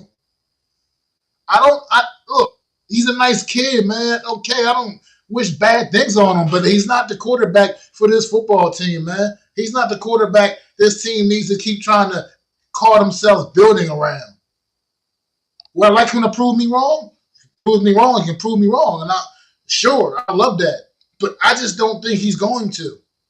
He's shown me nothing to make me believe that he's going to make me feel any different about him going forward. I defended that kid as long as I could. I can no longer do it. This team needs competence at the quarterback position. And you can, like Zion just said, there's so many great receivers in this draft. You can get literally a game-changing receiver day 2, maybe even day 3 in this draft. A guy that can come in and be an immediate game changer. That's how deep the wide receivers in this draft are. The quarterbacks, after those first 6 guys, it kind of just drops off a cliff, man, a little bit, man. Now you're throwing darts at the board, man, after those first 6 guys, man. So if you can't figure out a way to come away with at least one of those guys, like I said, then you're not taking this thing seriously, man. DJ is, like I said, he's a nice guy, but it's time to move on, man. He's just not the answer. He's not, and they got to figure this out. New York Giants, nobody's going to take you seriously if Daniel Jones continues to run out that time for you at the quarterback position. No one's going to take you seriously. You'll never be considered a threat with Daniel Jones running out there at quarterback for you, man. Got to figure it out. Got to address the situation, man. One way or another, however you got to maneuver things, however you got to make it work. Stop listening to what everybody's saying. Oh, you can't take this person here and there. You can't do this. You can't do that. You can do what the fuck you want to do. You can do whatever the fuck you want to do. You need to do what's best for the New York Giants. And the quarterback position right now is atrocious for the New York Giants. It's atrocious. It's terrible. And no one's going to take this team seriously with that quarterback room that the New York Giants have. It doesn't matter what receivers you have. One quarterback goes down. That quarterback room right now, we're going to compete. No one cares. No one's going to give a damn. So that's what I got. I want you to answer this question and pass it back to me. I'll answer this question and then we'll pass it to Adam. Go right ahead, Mac. If the Giants dropped the wide receiver at 6, how would you feel?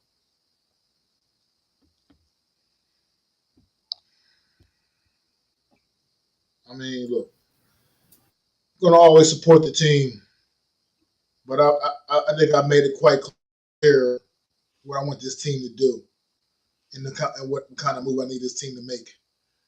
End of the day, I still support the team. I want to support the decision.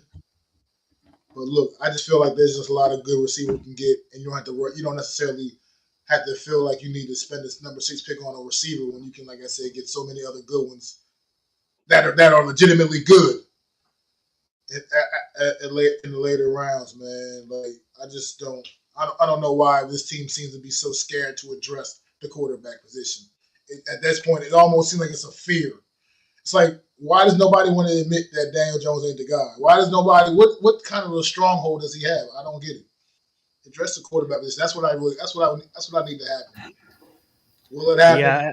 I don't know, but I need it. I will say this. Like Max said, I'm a fan of the team. You know what I'm saying? If they decide to take a wide receiver at 6 and pray that a quarterback is going to be there later in round 6 or not round 6. I'm sorry, round 2 or round 3, because at the end of the day, we need to come out of this draft, like Adam says all the time, at least with a quarterback. But here's my reason why we kind of upset, because it just delays us even further. I know a lot of people think by getting a wide receiver at 6 helps us in the future, but it really doesn't when there's not that much quarterbacks coming out next year. Yeah, there's always going to be one that rises, but at the end of the day, guys, there's really not. Like, this quarterback draft this year wasn't being talked about in 2021, guys. We don't even hear none of the media talking about Sanders right now. No one's talking about Quinn Ewers right now. But last year when Bryce Young was getting drafted, that, Alex. You know what I'm saying? When all of that was getting drafted, that. Everybody was talking about how would Caleb, how would Drake May match up. You know what I'm saying? Exactly what Alex said. TDs, he couldn't even average a TD a game. Absolutely. But they're holding on to this guy, and then I just feel like, we draft the quarterback even if he sits the whole year, guys. He didn't even average a TD a game. There's never been a draft that has. Jalen Hurts had 15 rushing touchdowns alone. Yeah, there's never been a draft that has been wide receiver stripped. Like, you're never going to go into a draft and be like, damn, there's no wide receivers this year. And every single draft, if you rewind the last 10 years, the number one receiver is not the number one receiver. Jefferson went first this year's draft? No. That's so true.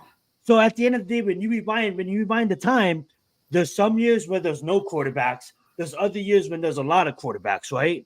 This is the year where there's a lot of quarterbacks. And why would we not take a quarterback if we take a quarterback, he sits the whole year, and then you look at next year. Guess what, guys? Well, $40 million off the books. But not only that, guys, this guy is going to be better than the quarterbacks coming out because he has already a year under the system, learning and growing. Even if he's sitting, learning and growing. Okay, and not only that, guys, next year, guess what, guys? We're not worrying about the most important position of football. That he touches the ball every year. I know I kind of took a second take by answering that question. No, I would be not mad. I'll just be confused as fuck. I'll just be confused as hell. Like, why when this wide receiver class is so deep? And it's funny because Joe Shane is just fugazing the media at this point, and watch him take a quarterback at 6. Like, it's just at 6. They're like, all right, you should trade up. But at the end of the day, don't ask Joe Shane if you're going to draft the position. Like, he's going to come out and he's just going to say, yes, I'm not going to draft that position. Anything's on the table. But go right ahead, Adam. You have the floor. We've been talking for a while now. So the funniest part about all this is all coming from you guys, right? This stuff. This whole conversation that we get into, right? We're just talking about wide receivers. Anybody who wants a wide receiver wants to perpetuate what we already got going on. Because the argument that I was having on Twitter was, would Darius Slayton be a better quarterback than would be a better receiver if he had a better quarterback? And I said, yes. I said he would. And that got into this debate with certain people. They know who they are, who say these statements and try to articulate their points with Davante Adams. Let me break it down for you, okay? I did all the mathematics because that's what I like to do. Analytical brain over here. You know, I just can't spit facts without giving you facts. And the facts are this, right? I use Garrett Wilson and I use Zach Wilson, and I'll get to Davante Adams in a minute, as barometers. Let me ask you guys a question. Top 10 pick, Drake London. Top 10 pick, Garrett Wilson. What are your expectation levels for those guys? I mean, like Drake London, they go to USC. You know what I'm saying? Shout out the Trojans. Got to slide that in there. But at the end of the day, top 10 picks. I thought he was gonna be doing better. I don't think he had the quarterback to throw him the football. And when you go add in Garrett Wilson, I kind of understand your point there. But I'll answer that question by saying top 10 pick. You better be balling out of control. Okay, I look at like Odell Beckham Jr. You got to be like that. You got to come out the gate. When I get into the top 10, I don't want you to crawl over 1,000 yards. Like 1,000 yards is good. You know what 1,000 yards is? It's 58.9 yards per game in a 17-game schedule. 58.9 yards a game. So keep that math in mind because I just did it for you, right? So that's what Garrett Wilson did. Now, Davante Adams, this person was arguing with me, used Davante Adams as an example. Okay, Davante Adams had Derek Carr in 2022. He went for 1,500 yards on 103 catches with a 15-yard average and 15 touchdowns. In 2023, when his quarterbacks were Aiden O'Connell and Jimmy Garoppolo, he went for 1,100 yards, 8 touchdowns, and a 12.5 yards per average attempt. And if you did his mathematics, he averaged 58 almost 60 yards a game last year. You know what he was averaging the 2 seasons? He was with Aaron Rodgers and Derek Carr, almost 98 yards a game. Okay? So that's the difference when you have a good quarterback and you have an average quarterback. Davante Adams has 1,100 yards. That guy should be flirting with 1,500 yards every season. Dak Prescott gives CeeDee Lamb a big time. When Cooper Kupp was playing, he didn't have the same games that he had. Dak Prescott comes in, that guy has 1,700 yards. He tried to throw Tyreek Hill at me. He goes, oh, well, Tyreek Hill, he's the dog because he went from Patrick Mahomes to Tua Tagovailoa. I said, did you just hear what you just said? He went from Patrick Mahomes to Tua Tagovailoa. He didn't go to Daniel Jones. You know what I'm saying? So quarterbacks do matter. The reason why I keep saying that to people is because people keep throwing shit at me like, well, you know, a receiver's going to be a receiver no matter what. Yeah, tell that to Justin Jefferson, who balled out the first 3 games with Kirk Cousins. And then after that, plateaued. And then was injured. Oh, but he could do it with Nick Mullins. Yeah, but are people worried about him? You guys got to understand the threat of a quarterback can make a receiver life miserable. Look what Eli Manning did. Eli Manning made Victor Cruz. Eli Manning made Akeem Nicks. Eli Manning made Mario Manningham a household name. Not the other way around. It wasn't. They don't go Manningham to Manning. No, they go Manning to Manningham. That's what they say. You know why? Because it left the quarterback's hands and went into the receiver's hands. I had people telling me that a receiver makes a quarterback. It doesn't go Rice to Montana. It goes Montana to Rice. That's what happens, okay? That's what you get when you get a quarterback and you get a duo. All right, I watched the 2009 Super Bowl. Guess what? Peyton Manning made Pierre Garçon. He made Austin Collie. Those are the two receivers on that team with Reggie Wayne. So don't sit here and tell me that the quarterback doesn't matter. Don't sit here and tell me, because this other person also said they would take Daniel Jones over Jalen Hurts, and they gave no credit to Jalen Hurts' 15 touchdowns because they were tush pushes. But I said to that person, I said, if Daniel Jones had 3,800 yards, 23 touchdowns passing, and 15 touchdowns rushing, you guys would be blowing him. You guys would be all over him saying he's a Hall of Famer. I don't think Jalen Hurts trips when he's running free wide open. I don't think he gets ahead of himself and trips before he's. My point is. He also doesn't do press conferences with his eyes look like they're like bad eyes. What are you doing, bro? Stop staring at the camera like a crazy person.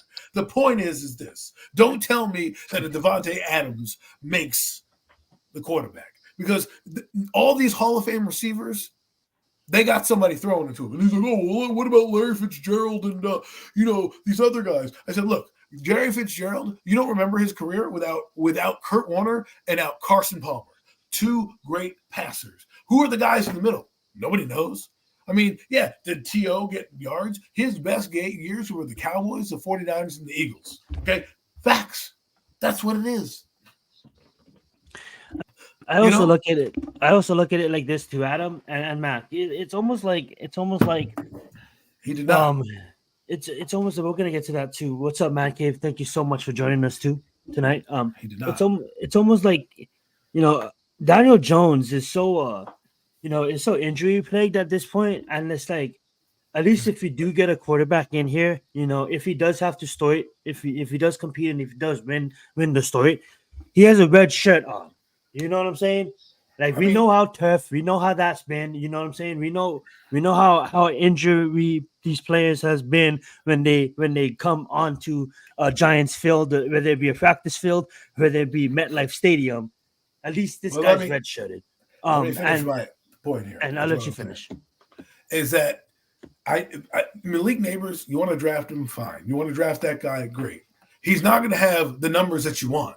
The numbers that I wanted of a top 10 pick are not going to be a mere 1,000-yard season, okay, that Garrett Wilson gave me, okay? The down year that Devontae Adams gave me. I want to have 1,100 yards. You need to be Puka Nacua. But why is Puka Nacua who he is? Who's Puka Nacua getting thrown the ball to him?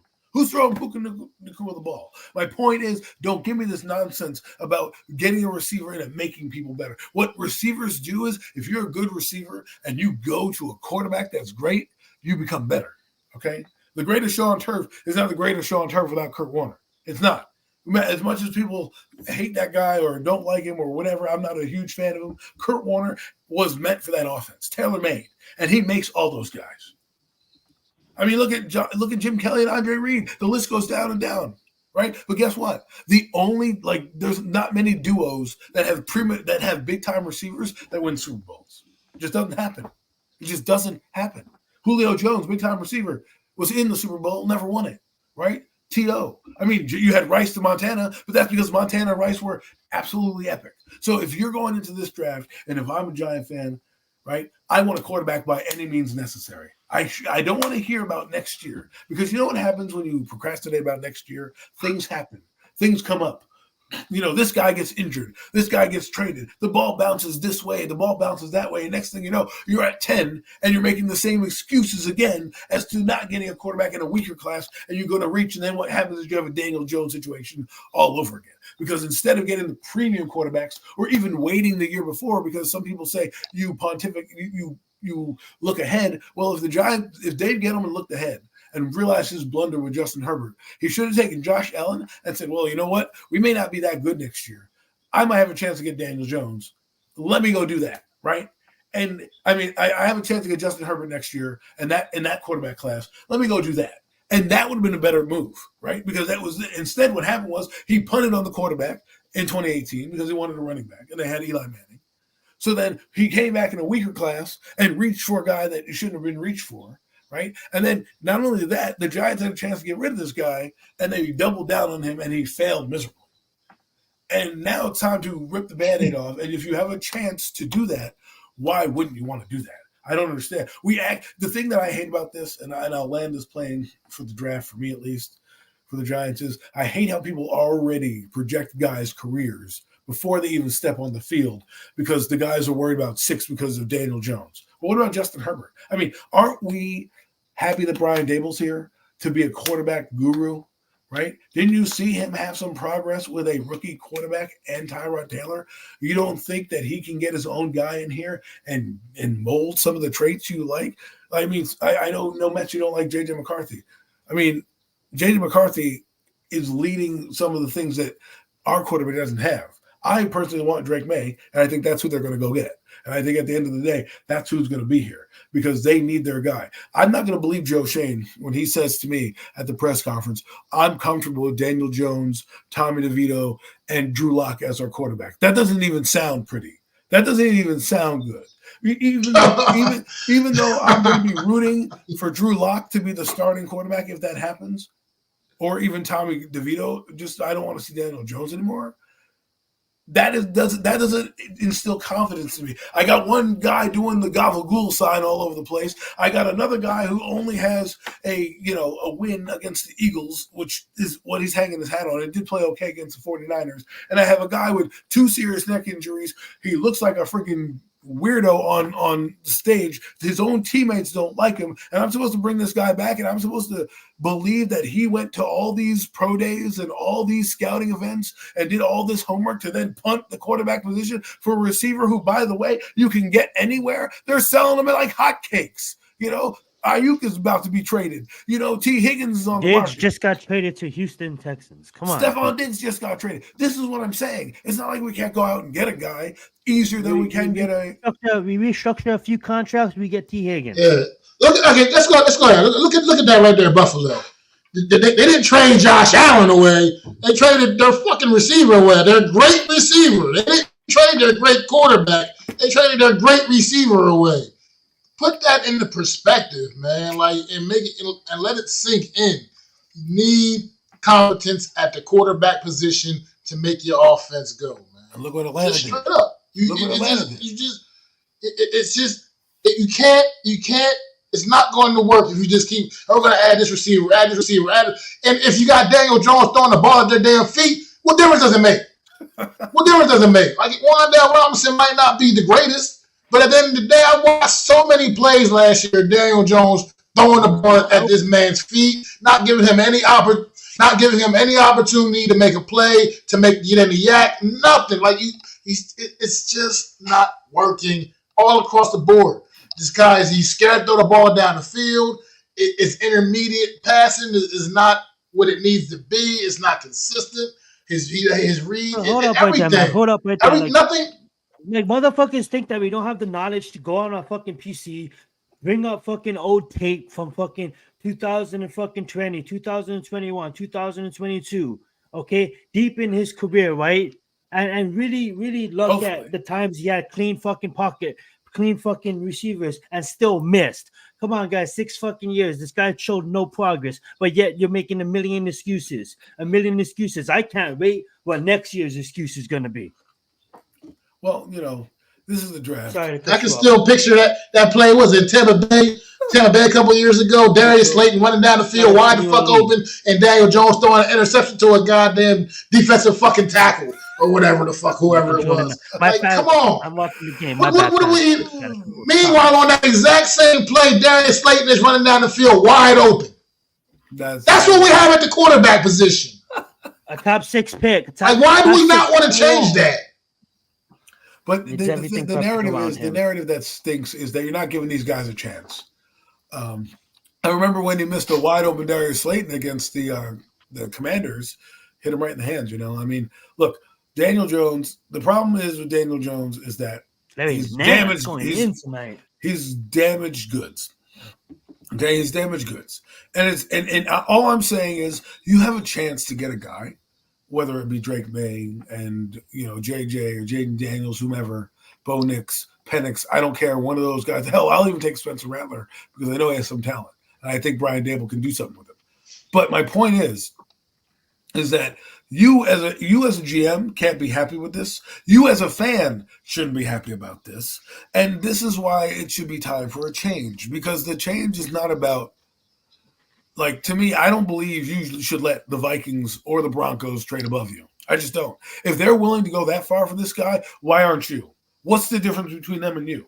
Oh, well, they got more assets. Okay, but if that guy goes off to be a star in Denver, why do you care? You're going to go off and let him be a star in Denver because you're worried about an extra first-round pick where you don't even know where you be? What if this guy ends up in 2 years? Let's say you give up the 2026 pick, right?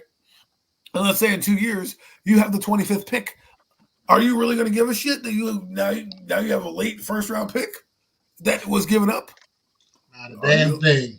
You won't. Not a damn thing. They owe him nothing. They owe him nothing. Right. And they're like, oh, he's got to be the starter. Like, this guy also said the expectation was to bring back Wink Martindale, and that didn't happen. Okay? Like, the thing is, for me, what makes me mad is, you need to draft somebody to put in the pipeline. You might as well draft somebody that has talent, because Daniel Jones may not be in the books next year. Tommy DeVito's not a guarantee to be here next year. And Drew Lock has a 1-year deal. And, chances are he may not be here for the long term. So you have nobody there. You already have Hyatt and Wan'Dale Robinson. You have that guy that you signed. I forget what his name is. The receiver that they got from West Virginia. Keithan. He has like a long name. Ford Wheaton or something like that, right? Bryce Ford Wheaton, yeah. Bryce Ford Wheaton. Bryce Ford Wheaton. That they spent a lot of money for. They talked him up in practice and all this stuff. So you have Isaiah Hodgins, who you just signed. What's up, Big Simple? Go get your Jaden Daniels, baby. But you have all these guys that you're harvesting, right, and building a crop for.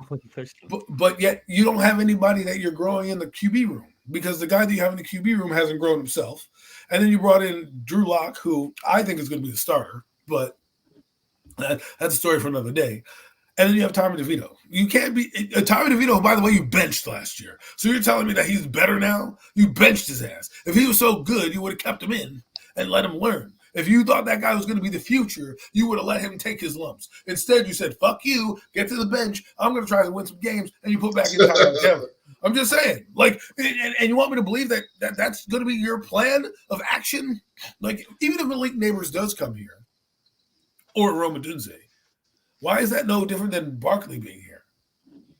Like, Barkley everyone tells me about how weapons they don't have, but Barkley's on the field with Daniel Jones, and clearly he's a better player when Barkley's on the field with Daniel Jones. But when they took away Barkley, what happened? What are they going to do when they take away Neighbors? We don't even know if our tight end's coming back. We talk about Darren Waller, right? We don't even know if that guy's coming back yet. So, and now Darius Slayton, let me get to that motherfucker. Okay, because that motherfucker wants to hold the fuck out, dude. What have you done? We can replace your 3 touchdowns. Okay, your 750 yards. Yeah, okay, bro. You ain't no number 1 receiver. I'm giving you credit that you wouldn't have 1,000 yards if your quarterback was better. Okay, but don't be sitting here trying to hold out like you've done something. Give me a break. All right. I love this basketball game right now. I really do. Sorry, Darius your point's amazing. Darius, here's the thing. If you're going to trade up for Drake May, include Darius Slayton's ass. Like, listen. We'll give you Darius Slayton, a bag of balls, the 6th pick, and our first next year and our second next. Like, Joe Shane, this is my message to you, and I'll finish with this. Go get your quarterback. You never know when you're going to be back here again. You don't know what the class is. You even said you can't get one in the later rounds. You even said that you need to get one in the first rounds, and you've even convinced your bosses that this is a great class. They've given you the green light to move on from Daniel, and now you're going to punt it because the Vikings have an extra pick more than you? Listen, Joe, take a word from your guy, Brandon Bean. They're going to fire you if he's good, or they're going to fire you if he's bad. You might as well take your swing, okay? Go get your guy, build your legacy, change the course of history for the New York Giants, and don't punt until next year. Absolutely, well said, Adam. And obviously, I didn't want to cut you off because we still can go for a little bit longer. I do want to do a final exercise with you guys, and I do want Mac to stay a few words. Let's stay on this subject for a little bit longer. I just wanted to say something real fast because of the fact that I do understand. I love it. I love this as much as I hate it because we all should be united. But We are divided. We don't have Build no the food, quarterback. but like we suck right now as a franchise. Just put it that way. We're terrible as a franchise. You know what I'm saying? And you're a terrible franchise like the New York Giants. You know, it's been a long time since we actually been good. You know, we get a lot of fights. We get a lot of Stop debates. being simple. We get a lot of we get a lot of arguments. You know what I'm saying in the off season because we suck. With that being said, like I do understand. I'm not trying to sit up here and I don't know everything. I do not get paid $100,000 a year. That's not my job to go research these draft players.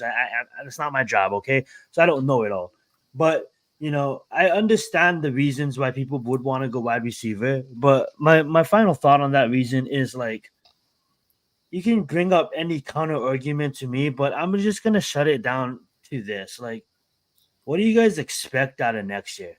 Like, what do you guys expect out of next year? That's just my question to that. What do you guys expect out of next year? Because even if we make the playoffs by drafting a wide receiver, we're still gonna be picking Still in need a 20. quarterback anyways. So we're gonna need a quarterback regardless. And I don't want to go fishing. I said it at the beginning of my take. I'm gonna say it again. I don't want to go cast the line for a quarterback next year. When we're in prime position, we're gonna cast. We're on the boat right now. Next year, we're on the boat. We're on the boat casting fucking lines, right? But this year, we're actually in the water, and the fish are all around us, and we have a fucking spill gun, and we can just spill one of these bad boys, give them to the quarterback guru that is Brian Dable. Let him develop him and see what happens. 6 years later, Daniel Jones is not in the NFL, and this guy might be somebody. And if he's not, it's all right because at least we tried. We tried once on the quarterback after Eli. We tried once, and yet we still have people that don't want to go quarterback. But I understand it. But I don't. You can come at me with any counter argument why not to go quarterback, and I'll come at you with this. We're in a prime spot to get one, and this is when you reset it. But Mac, do you have anything else? Let me just touch on this No Mets comment. He said no one expects to win next year, in the house. right? He said no one expects to win there next year. So I just want to say this: a lot of people are saying Denver is going to be a top pick in the draft. So if the Giants were to lose to Denver, right, because Denver is going to have a top 10 pick. Well, if the Giants are going to stink, why wouldn't they have a top 10 pick? So why wouldn't the Giants pick just be as valuable as Denver's second fictitious pick, right? That's what we're talking about. We're talking about 2025's next year's pick. And you're telling me that the Giants are going to stink. So then if that's the mindset of, well, Denver can throw in their first this year and their first next year and Patrick Surtain to move up to get somebody in the draft, well, why can't the Giants use 6 and their first round pick next year, which is probably going to be just as valuable as Denver because we don't expect them to have a big season anyways. So if you're looking at the logic like that with Denver, you have to look at that same logic with the Giants if you're thinking that they're not going to have a good season.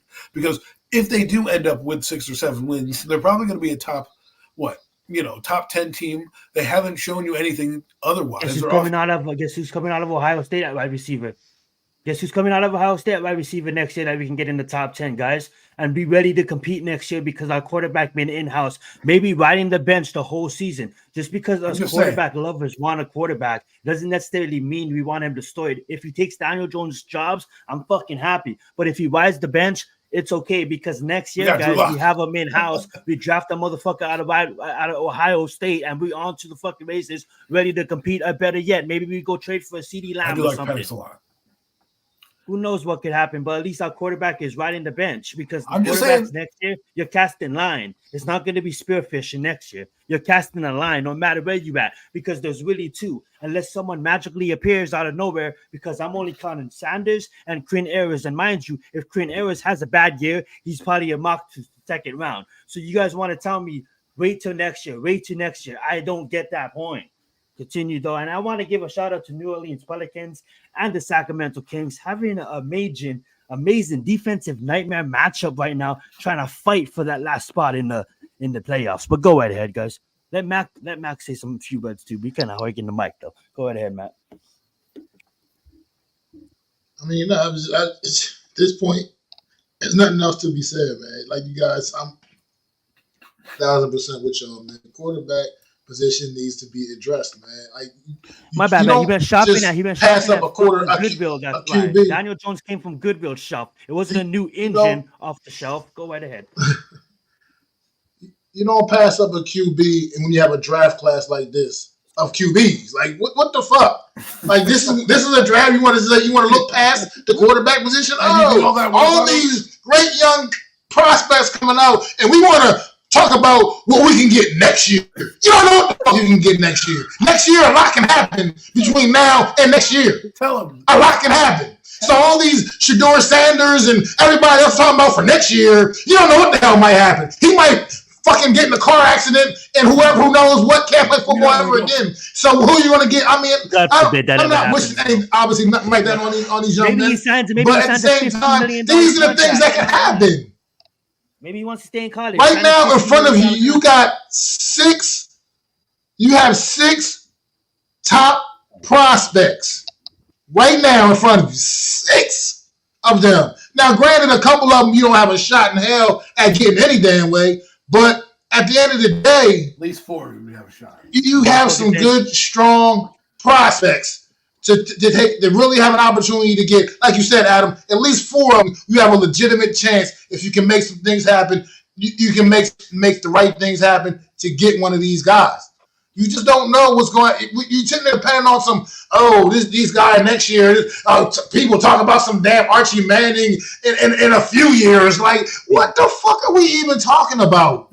Like, come on. I will see this. What fast, Mac? Let me answer this. Come on. Fast, Mac. I apologize to interrupt you.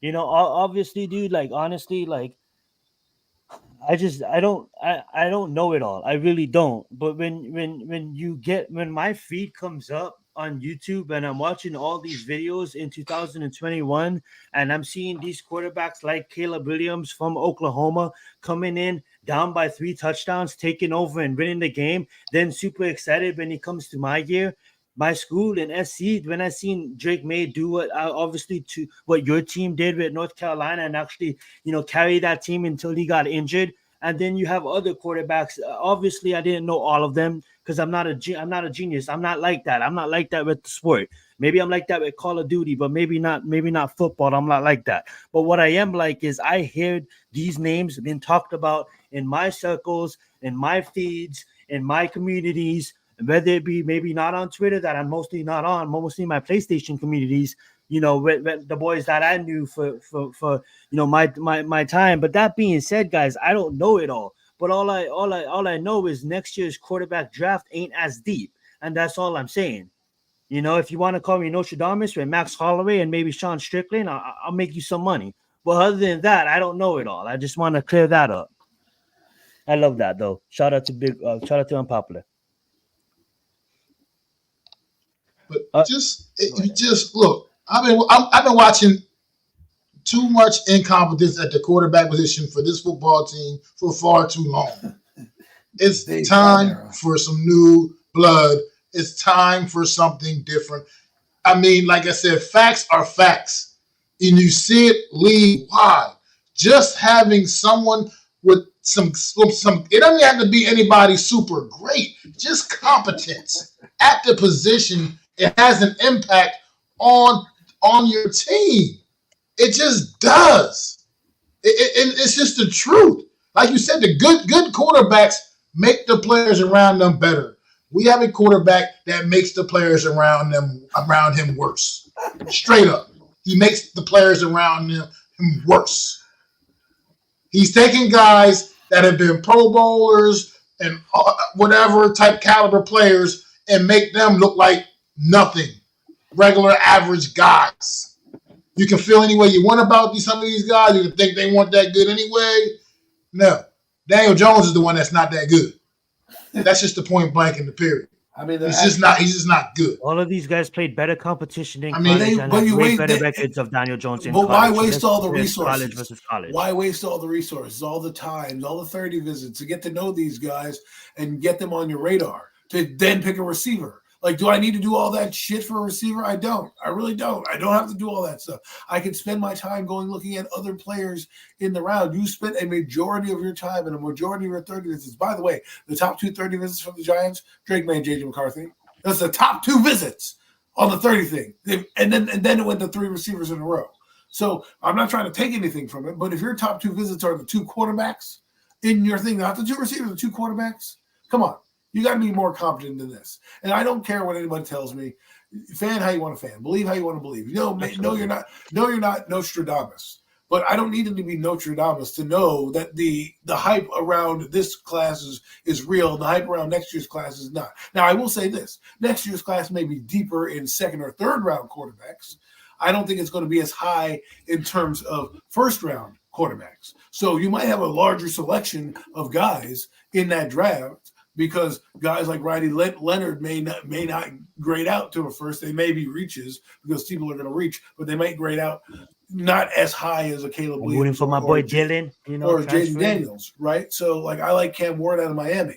I would have liked Dylan Gabriel out of Oregon. My point is, watch him rise. DJ Ogalegi, right, from Oregon State, right? So yep. my point is, there's a lot of quarterbacks. Monroe from Alabama might come out too. Yes, what I'm saying, there's a lot of quarterbacks out there, but you can't rely on just saying, "Hey, we're going to be a top 10 team to get there." When you have guys right now who are going to probably be better than you think, and no quarterback prospect is going to be perfect unless you're Andrew Luck. So next year you're going to be dissecting them the same way. Just go get your guy now while you have the shot. Because remember, in 2022, they anticipated not getting a quarterback. They didn't pick up his option because they thought they were going to be bad. They won fucking 9 games, and they had to change their whole fucking plan up because they got bamboozled and swindled and hoodwinked by the 15 touchdowns. And they're like, shit, now we got to go to the playoffs. And now we got to bring in Darren Waller and do all this other dumb shit. And then it blew up in their face. And now they have a chance to rebuild, and we want to fucking put it's like having a leaky roof in your house and you fixing a dishwasher.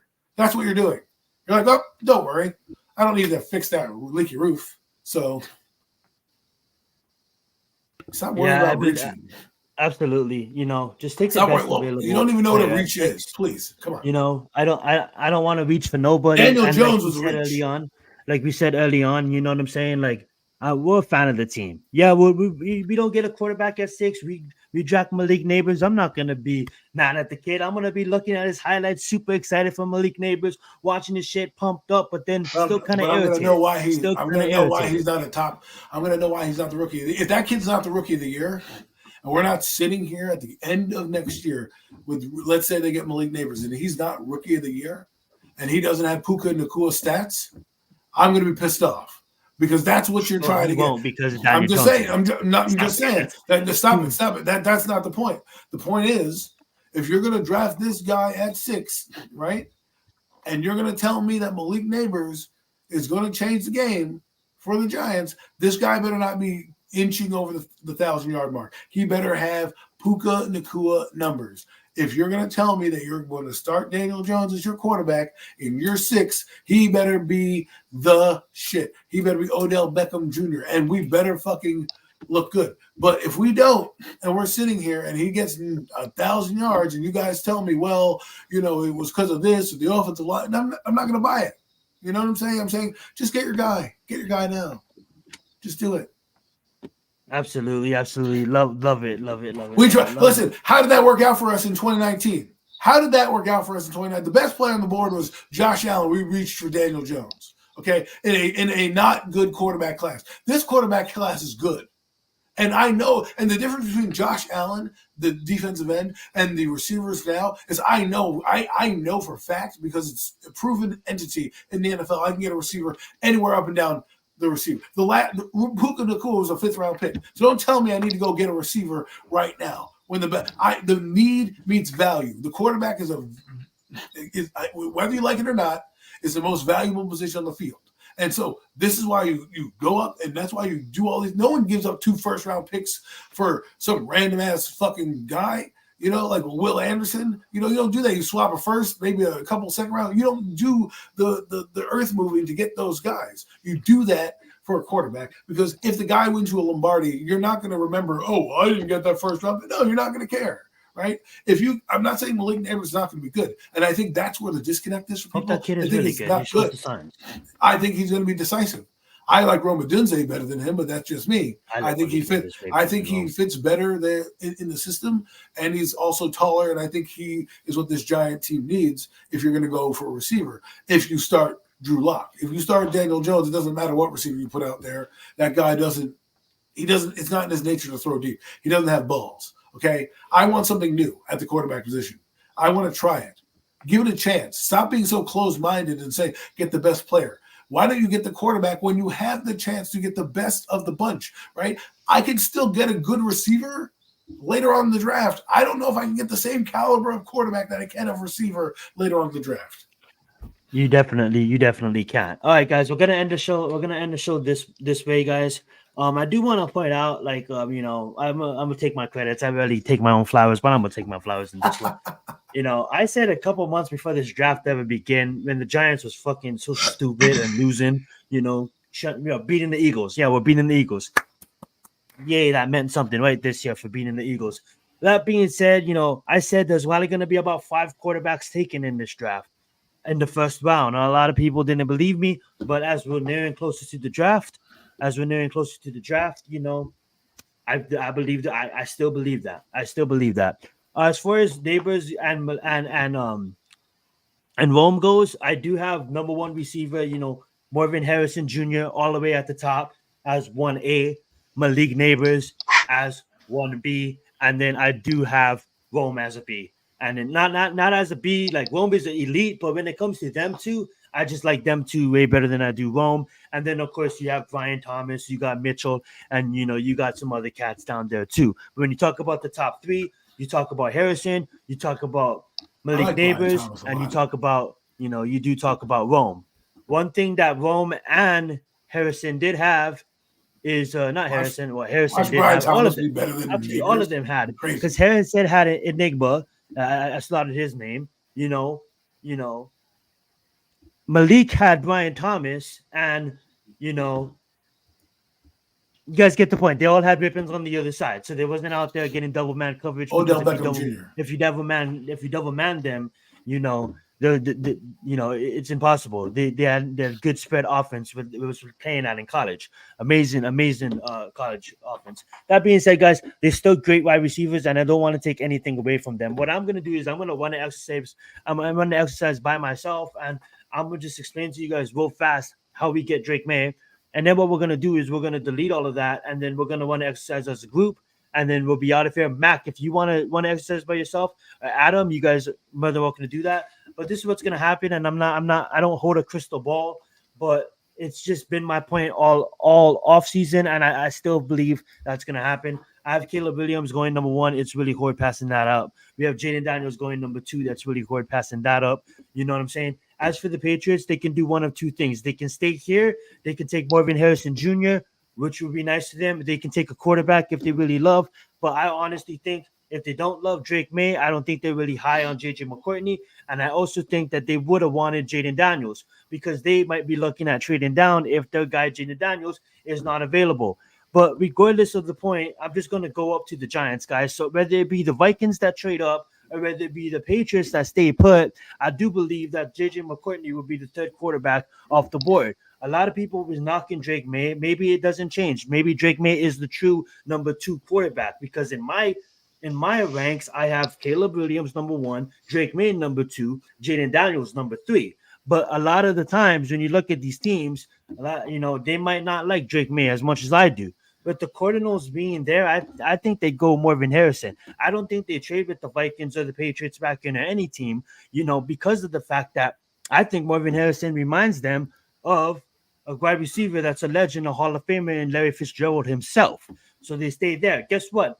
These motherfuckers have nobody on the roster. They just traded away Keenan Allen. They just got rid of Mike Williams. So tell me, why would they go Joe O? These guys are motherfucking taking Malik Neighbors. You know what I'm saying? Give Justin Herbert that true number 1 receiver, because Quentin ain't him. He ain't him. Guess what that leaves us, guys? Now, if motherfuckers want to go take Rome here, I'm not going to argue them. This is America. But it leaves us with Drake May right here. Then if you want to talk about the Titans, you can go with maybe an offensive line. Maybe the Falcons get Dallas Turner, or maybe the Patriots that traded with the Vikings. Maybe the Patriots that's now sitting where the Vikings spot is come back up, and then maybe they take Penix Jr. And maybe the Bears, they take maybe Brock Bowers, or maybe they take Rome. And then the Jets, maybe they take the offensive lineman, or maybe they take a receiver, and then it leads down to these two. Where your Bo Nix might land because Sean Payton somehow falls in love with Bo Nix because he reminds him of Drew Brees, and then you have the Raiders right there that's fighting for the last quarterback if the Vikings didn't go trade up and take Penix. So at the end of the day, there's no reality where the quarterbacks, the top 6, is going to make it out. It's not going to happen. It's not going to happen because of the fact that you know who's going to be there in the second round is a quarterback that is like, I'm sorry, but I just don't believe in as highly as I do of these top 6. So what I am going to do is I'm just going to restart this thing, confirm my progress, and I'm just going to have the boys chime in. Mac, if you want to go solo, Adam, if you want to go solo. If not, you guys can do one together. But that's how I have us getting Drake May. Anything could happen. That's without trading, guys. That's without trading. But go right ahead, boys. You guys want to take over? Let me know who you guys want me to control and shit like that. I think well, Caleb is number 1 as a lock. Jaden Daniels could be 2. Drake May could be 2. Either way, you're getting the runoff of those guys. At number 3, I think the Patriots are either going to trade. I don't think they're going to trade down with Minnesota. You don't go from 3 to 11. From 3 to 11. I'm sorry, you just don't. Even if you're getting 2 picks, I just don't see them saying, okay, well, I can get it. They're not going to get the same caliber lineman either. Like those guys are probably going to be swallowed up as well. So I think they probably trade with the Giants or stand pat and take quarterback. In which case, I think Arizona is not going to pass. I don't think Arizona is going to drop down. They're not going to get the same haul they would get if they would drop down to 6. That's why I think the Giants, again, and this caveat just came to my brain right now, because everyone's saying the Giants are going to be bad. I'm going to use the same logic that everyone's using for the Denver Broncos, saying who, by the way, finished 12th. All right, they finished 6 spots better than us. So I don't know what that means for them, what they're going to do or how they're going to win games. I don't know. They may pick up a quarterback at some point, Bo Nix, Penix Jr., whomever. I don't know who's on their roster. But you're going to tell me that their picks are more valuable than ours? I don't think so. So not only do the Giants have 6, they have the allure of, well, you're going to have a rookie quarterback and you have Daniel Jones and Drew Lock and Tommy DeVito. Those aren't like game-changing quarterbacks. So I'll take your 2025 pick. So I think the Giants are going to – I think they're going to stay – I think it's going to stay chalk, really. But I think then L.A. – I don't think L.A. is going to drop down either. Malik Neighbors can come in and be their number 1 and be a different receiver than the other guy they just drafted last year. And so now you have some weaponry. Or they take Joe Elton and go smash mouth football or another lineman. I just think sometimes people want to get in the heads of themselves. Well, Minnesota's going to move up. They're going to aggressively move up. Minnesota doesn't have a second-round pick in this year's draft. They have 2 firsts, and then they have the next pick is 108. This because it's like we're not doing anything, so I'm just gonna move this. That would never happen. But I want to do this exercise because a lot of wide receiver fans want this to happen. They want this to happen right here. So this is what they want to happen. I think the Giants are going Drake May or J.J. McCarthy. That's what I believe they're going to do. That's what I think they're going to do. After listening to the press conference, after reading tea leaves, I'm 100% believing they're coming away with a quarterback. I just don't believe that they're that. If Joe Shane is that naive to do that, then he's not. He doesn't deserve to be here. He comes here to change. You need to get your legacy in here. I don't care if the guy in front of you has a year to go or whatever. Get your guy in here. They fit the system. I also think Michael Penix Jr. is in play. I know a lot of people aren't talking about that. He could possibly slip. I don't see him slipping past the Raiders because I think the Raiders would eat him up. I think they would absolutely love him. I think Minnesota might be in play for Michael Penix Jr., to be honest with you. But anyways, Mac, you go ahead. I've said enough. Yeah, I mean, look, I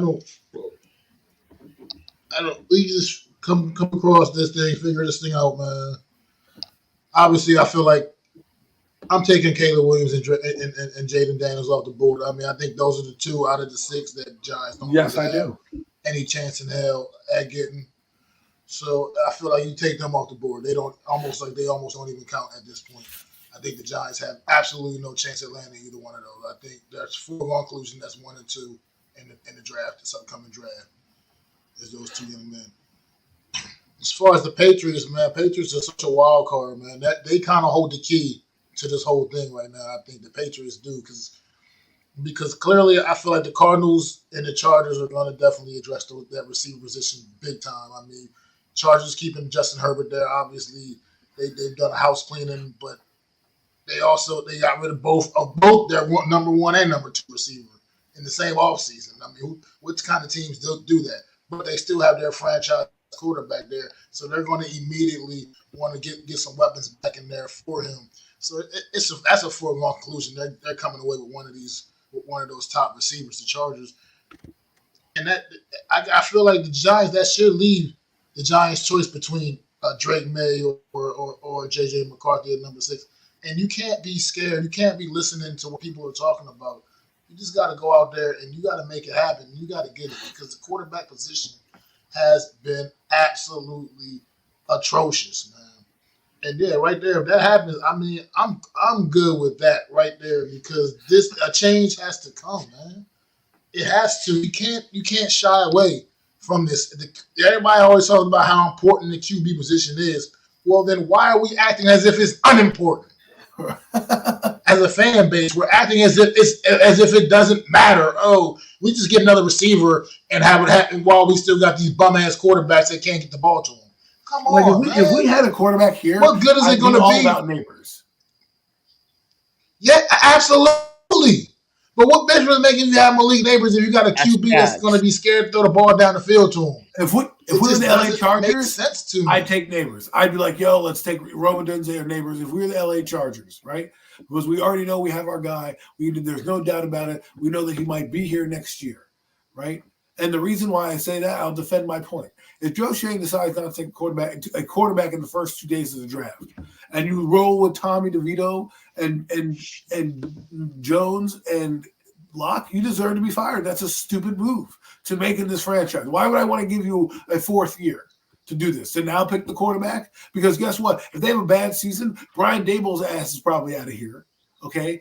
Joe Shane is probably on the hot seat. So that guy now has to what? Pick a quarterback for another coach who doesn't know if his GM's on the hot seat, and now we're rebuilding again. So why not get the guy when you have the chance to get a guy and do it now and then worry about next year. Don't try to say, well, let's not shop in the high end. Let's not go to Saks Fifth Avenue to get our fucking, stuff. Let's go to Walmart and do it. Like I said, it's like you want to fucking change the dishwasher when you have a leaky roof.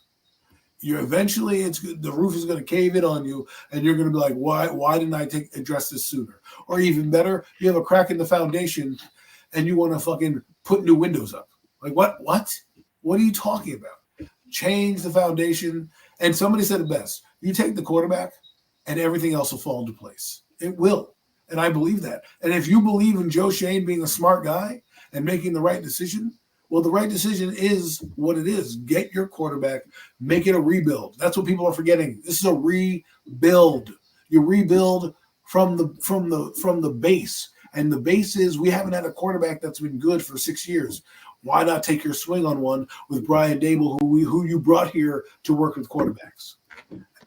Facts. Rather trade it with the Patriots get Drake May.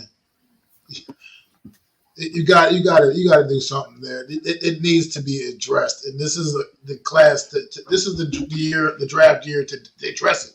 Clearly, with the talent that's out there, this kind of talent doesn't just come out every single year. You don't get this. You don't get this kind of talent at the quarterback position every year. This is one of those great quarterback classes, at least on paper. You're right. They could all fail. They could all be great. Who knows? They could just all be average guys, end up being average guys. Right. But as far as what we know right now, as prospects, this is a great quarterback class, a great class of prospects. And why is this? Do we want to even potentially pass up one of these guys? 3 years. What are you talking about? Unpopular? Like, I'm not going to give him 6 years if he sucks. If the guy is struggling out the gate, I give him his requisite time. And if he's showing me stuff, then yeah, I'm going to keep him. If he's getting me to the playoffs, yeah, I'm going to keep him. You need a cornerback.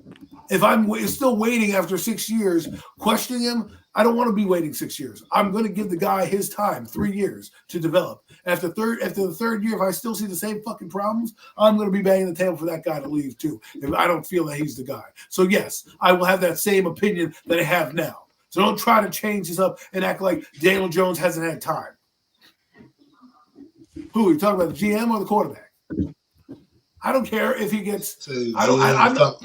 I'm not in love with Drake May, J.D. McCarthy either way. I'm in love with all 5 of these quarterbacks. He gets me Penix Jr., I'm fine with that. He gets me Bo Nix, I'm fine with that. I'm not fine with rolling with Drew Lock, Tommy DeVito, and Daniel Jones. I'm not fine with that. And if he wants to do that, there should be a penalty at the end for stupidity. Exactly. That's a stupid move. You do all this great stuff. You get Brian Burns, you get the fucking line, and now you're going to, in the most important position, that's what you're going to tell me, oh, I'm okay with it? Come on. That's just gross negligence. Look at the few great players we got on team. I mean, I think Alex set it up in the chat earlier, if I remember right. And like you said, you got Dexter Lawrence, you got Andrew Thomas, we got Brian, you just acquired Brian Burns. These are great players. These are guys that are in the upper echelon of their positional groups. These are great, phenomenal talents. And we're just going to continue to waste the greatness that they bring to this team because we got a guy, a quarterback that just can't get it done. I mean, the defense last year did so many great things in so many different random games, and it was games where just the offense just couldn't do a damn thing because they were pathetic. And it starts at the quarterback position there, man. It was just absolutely horrendous. You have to want to just upgrade that and change, or at least attempt to upgrade it. You make a real attempt to upgrade it. You can't just tie your hands behind your back and act like, oh, we're going to take this guy because he's just overall maybe a better prospect on paper now. The quarterback position is what needs to be addressed big time with this football team. That's what needs to be addressed. And all I'm saying is this. Why, when you think of it logically, and you think logic, what is the least resourced position the Giants have put draft capital in the last 6 years? It's the quarterback position. They could have get Hendon Hooker last year. They could have even drafted Malik Willis and had him in the pipeline.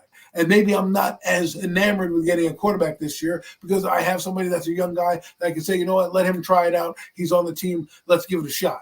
And then if you have neighbors there, whatever. We don't have anybody that even gives me hope in there. So one, I think they're going to come away with a quarterback regardless. And if you're going to come away with a quarterback, you might as well try to get one of the best ones in there while you have a chance and you're in that position.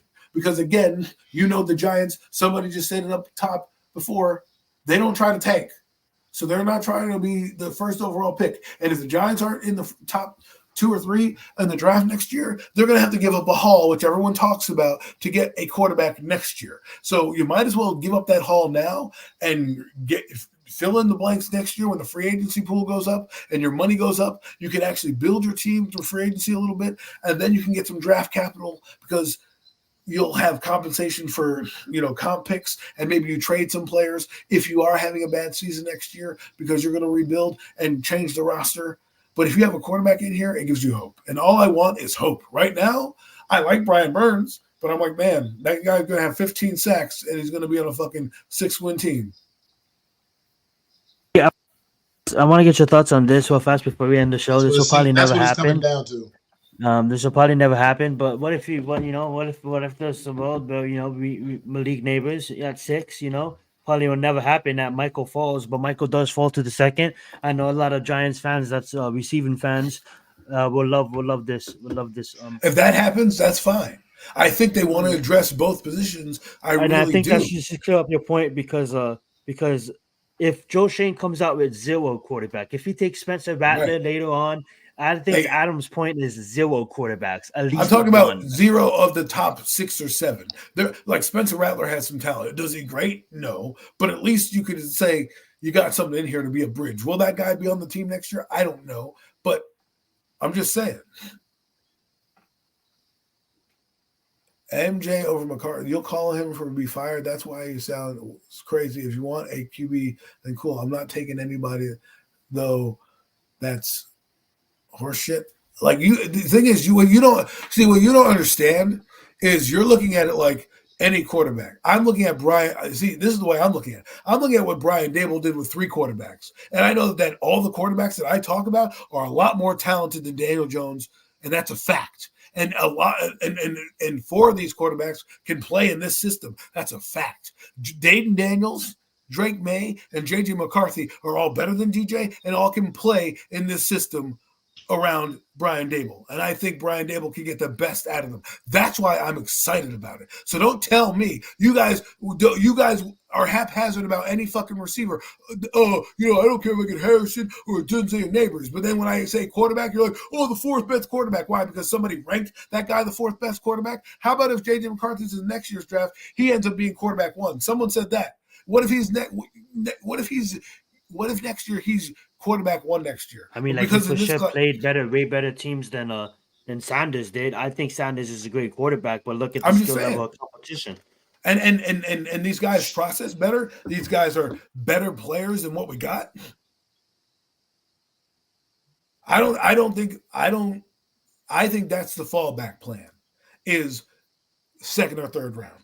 And if they can get a Bo Nix. But to me, that shouldn't be plan A. Plan A should be I'm getting Drake May, I'm getting JJ McCarthy, I'm getting Michael Penix, or I'm getting Jaden Daniels. That should be number 1. I don't want to hear about fucking Denver. I don't want to hear about Minnesota. I don't want to hear about all that bullshit because all the fucking logic that everyone gives me is the same fucking logic I'm playing to the Giants. If you think Denver's 2025 pick is going to be top 10, we might be fucking top 10. So there, we got the 6th pick and our pick next year. What? I'll even throw in fucking Darius Slayton or Azeez Ojulari. I don't care. What do you want? I need to get my guy to change his franchise around. We did that for fucking Eli Manning, and look what it did. That's all I'm going to say. I'm out. I'm going to say this before I give the mic to Matt. Here's the thing, real quick. Here's the thing, real fast. Because this is the NFL draft. And it's a finicky fucking thing. And we've all seen drafts over the years, and we know how this shit works. Okay, we got these 6 quarterbacks we've been all talking about. Okay, we all know who they are. You got a couple of them that people seem to think Penix Jr., Bo Nix, think they're going to slip to the 2nd round, go to the 2nd round. This is the NFL draft. Once these guys start going down the board a little bit, and maybe it get later in the 1st round, you think there's not going to be teams that's going to say, "Ooh, let me get up in here and get and slide up in here and pick number 20, whatever." Or pick number 30 and grab this guy now. That's the shit that happens in the NFL draft. Everybody talking about, we get the receiver and then we'll just get Bo Nix in the 2nd round or get Michael Penix in the 2nd. Look, man, I'm not trying to roll the dice on that. I know a QB just needs to be addressed. We need to get that guy. And preferably get the guy at number 6 or whatever. If we got to trade up a couple of spots, whatever we got to do, but you can't just go ahead and roll the dice on what you think could possibly happen. You can't. It's not necessarily about selling your soul, man. Because this team is absolutely terrible. This team has been absolutely terrible, and particularly at that position. Like, how are we trying to avoid addressing it properly when you have a chance to address it properly? Like, you can legitimately get a stud prospect in here, and it might not work out. That's the shit that happens. That's what you got to live with if it comes down to that. But as far as what we know right now, these guys are legitimate prospects, man. And they're not. And this is not the kind of quarterback class that just grows on trees. This is a legit class like the Eli Manning year when Big Ben and Eli and Phillip Rivers and those guys. And hell, go back I'll take it back all the way to 83 with Dan Marino and Jim Kelly and all of those guys and that kind of quarterback class. That's the kind of quarterback class we got right now as far as prospects. You know what I mean? That's what we're looking at right now. And we're looking to and you want to talk about potentially like passing something like that up. One of these guys up. I mean, it's just we can't do things like that, man. That's incompetence, period. The QB position has been a problem for this New York Giants team, and it's holding this team back. It's holding the team back.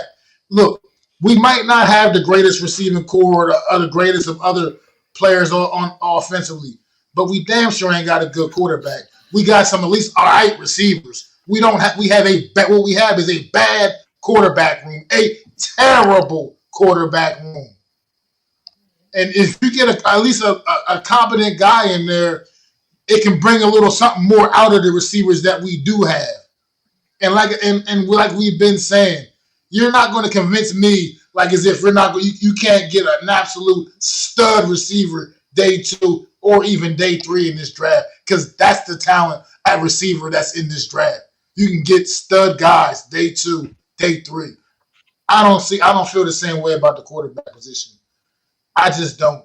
I think after night 1, you're really rolling the dice at this point. You may be rolling the dice after night 1.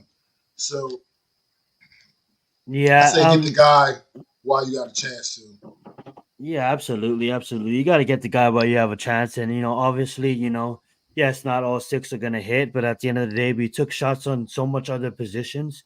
We took shots on offensive line.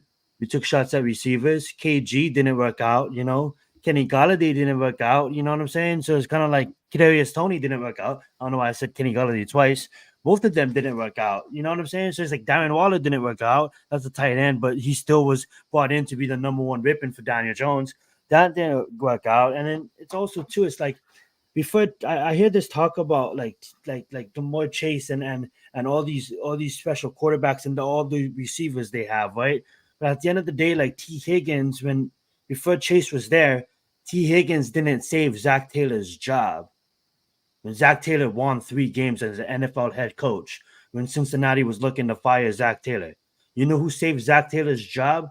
Joe Burrow. That's who saved Zach Taylor's job. And then, yes, the next year, who did they bring in? Chase. I could say the same thing that happened in Buffalo. And, like I said, I'm going to say it again because it needs to be heard. Buffalo fans, Ravens fans, they're not sad that they're in the playoffs every single year because they know they got their guy. Cincinnati fans know they got their guy. Everybody wants to talk shit about Justin Herbert. Watch him now. Watch him now with the actual head coach. I don't think it was him. I honestly think it was the head coach, but that guy still put up 5,000 yards, something that Daniel Jones would have a wish of doing. But yet he had all these receivers, right? That's his excuse. All I hear is Keenan Allen was an injured receiver throughout his term at the Chargers, and Mike Williams was injured as well. Go look at that. It's not like Mike Williams and Keenan Allen started all games. So let's get real. Justin Herbert is him, and he's about to show you guys why he's him. I don't think Jacksonville is mad getting rid of Blake Bortles. Still have way better numbers in his first 5 seasons, 5,000 more yards than Daniel Jones in his first 5 seasons, but he got sacked 30 more times than Daniel Jones. So obviously he had a bad line, but he was to make it happen. But hold up. When Blake Bortles was on the Jacksonville Jaguars, they had offensive rippings, right? Holy shit, they had household names, right? No, they did not. It was the defense that got them to that damn championship game. That's why Jacksonville identified their quarterback and got rid of him. 17,000 yards after 5 seasons, right? More touchdowns than Daniel Jones after 5 seasons, right? And I can go on and on and on and on and keep on making these points. But then again, there's only one position that we didn't address over the last 10 years. And if we did, we only addressed it one time. When we spend all this time getting offensive linemen, all this time getting rip-ins, all this time getting running backs, where the fuck are they? Where's OBJ, guys? Where's Saquon Barkley? He signed with the Ops, bros. He signed with the Ops. So at the end of the day, I don't understand why people still want to cast line and go fishing next year. Go fishing in round 2 and 3. Go fishing. You know how hard it is to catch a fish? You guys ever been tuna fishing? You guys ever casted lines for a moorland and try to get one? They're fucking tough as fucking. That's what you're going to be doing. You're going to be out there fucking fighting for your life, trying to catch a fucking fish, okay? But when you're in the fucking water and you can just spill gun one right now, but yet don't go quarterback because that doesn't need to be addressed until next year when Daniel Jones is off the books because we're not paying him $40 million, but yet you want to dangle Daniel Jones because he's your guys' kid. You guys want to give him one final chance, but yet he robbed you from $40 million. He slapped you. He backhand Giants fans. He backhand Giants fans out of fucking $40 million, but yet Giants fans still want to stand up for the guys. I can't. That show has to end that way, of Daniel Jones bitch slapping these Giants fans and them still wanting him. Go right ahead, Mac, end this out.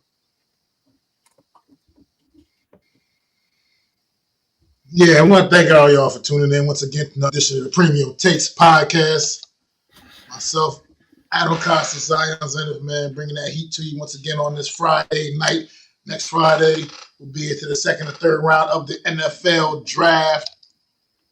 So, just like I said, once again, just appreciate y'all coming through, hanging out with us, man. No mess, no nets, no jets. Hanging out with us throughout the whole entire show, man. Yeah. Unpopular Opinion Sports. Make sure y'all go show it to my guy, Unpopular Opinion. Absolutely. Dropping them videos, doing his thing, man. Check him out on Sunday with that New York Giants conversation. Check him out on Tuesday with that Heart of the City, man. Bringing that heat to y'all, man. And definitely appreciate you, Alex, man, coming through, hanging out, man, for a little bit. Definitely go show out to my guy, Alex, Big Blue, Bronx, man, Miz. Leon to Daniel. All you guys, man, definitely appreciate y'all. Next week it gets real, man. A lot of young men's lives is going to change for the better. Hopefully, we'll see who the New York Giants go out there and grab with number 6 overall pick, man. We'll see who they go out there and grab. I know this panel right here, the Horsemen, we all share our sentiment and wanting that quarterback position addressed. We got a lot of guys that just want the best player available, like Adam said earlier. You fan how you want to fan.